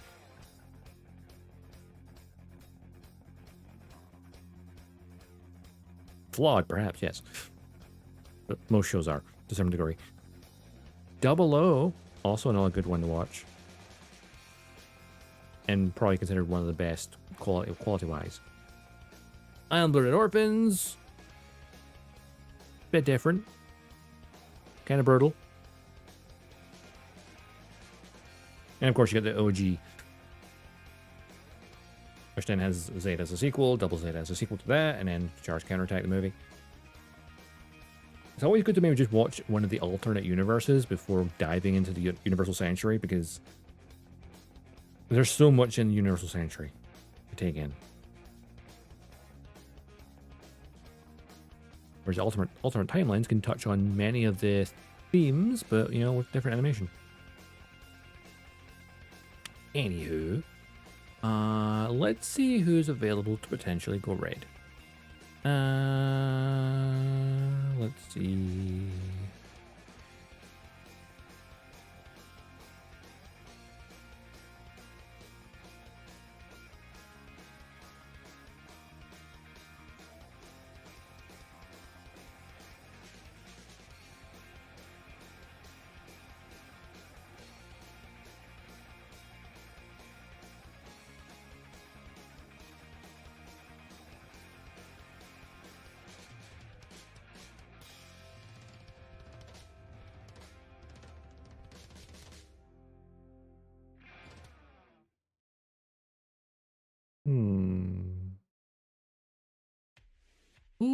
To raid.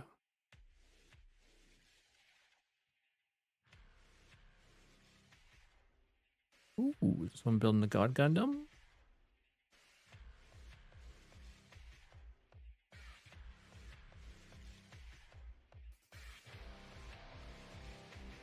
You had tabs muted.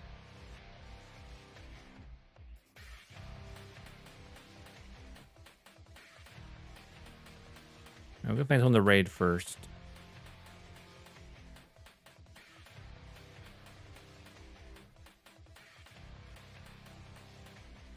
Yeah. Been working the God Gundam. I'm just gonna swing by them, say hi. Right. raid message. Oh, actually, before I even say that, don't forget, there is my socials and Discord for stream alerts and schedule. Speaking of schedule, I'll put a new schedule out on Friday evening, but next stream will be Sunday. Because it's been weird. I think they just copied and pasted the work rota, and so like, basically I've had Sunday and Wednesday off several weeks in a row. It's great. It's giving me some consistency. But let's get the raid message ready.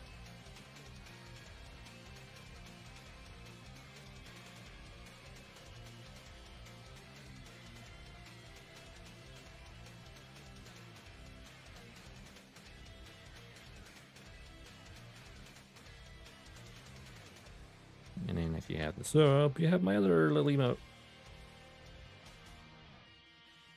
Cool. Let's see. Raid and... oh, that's handy.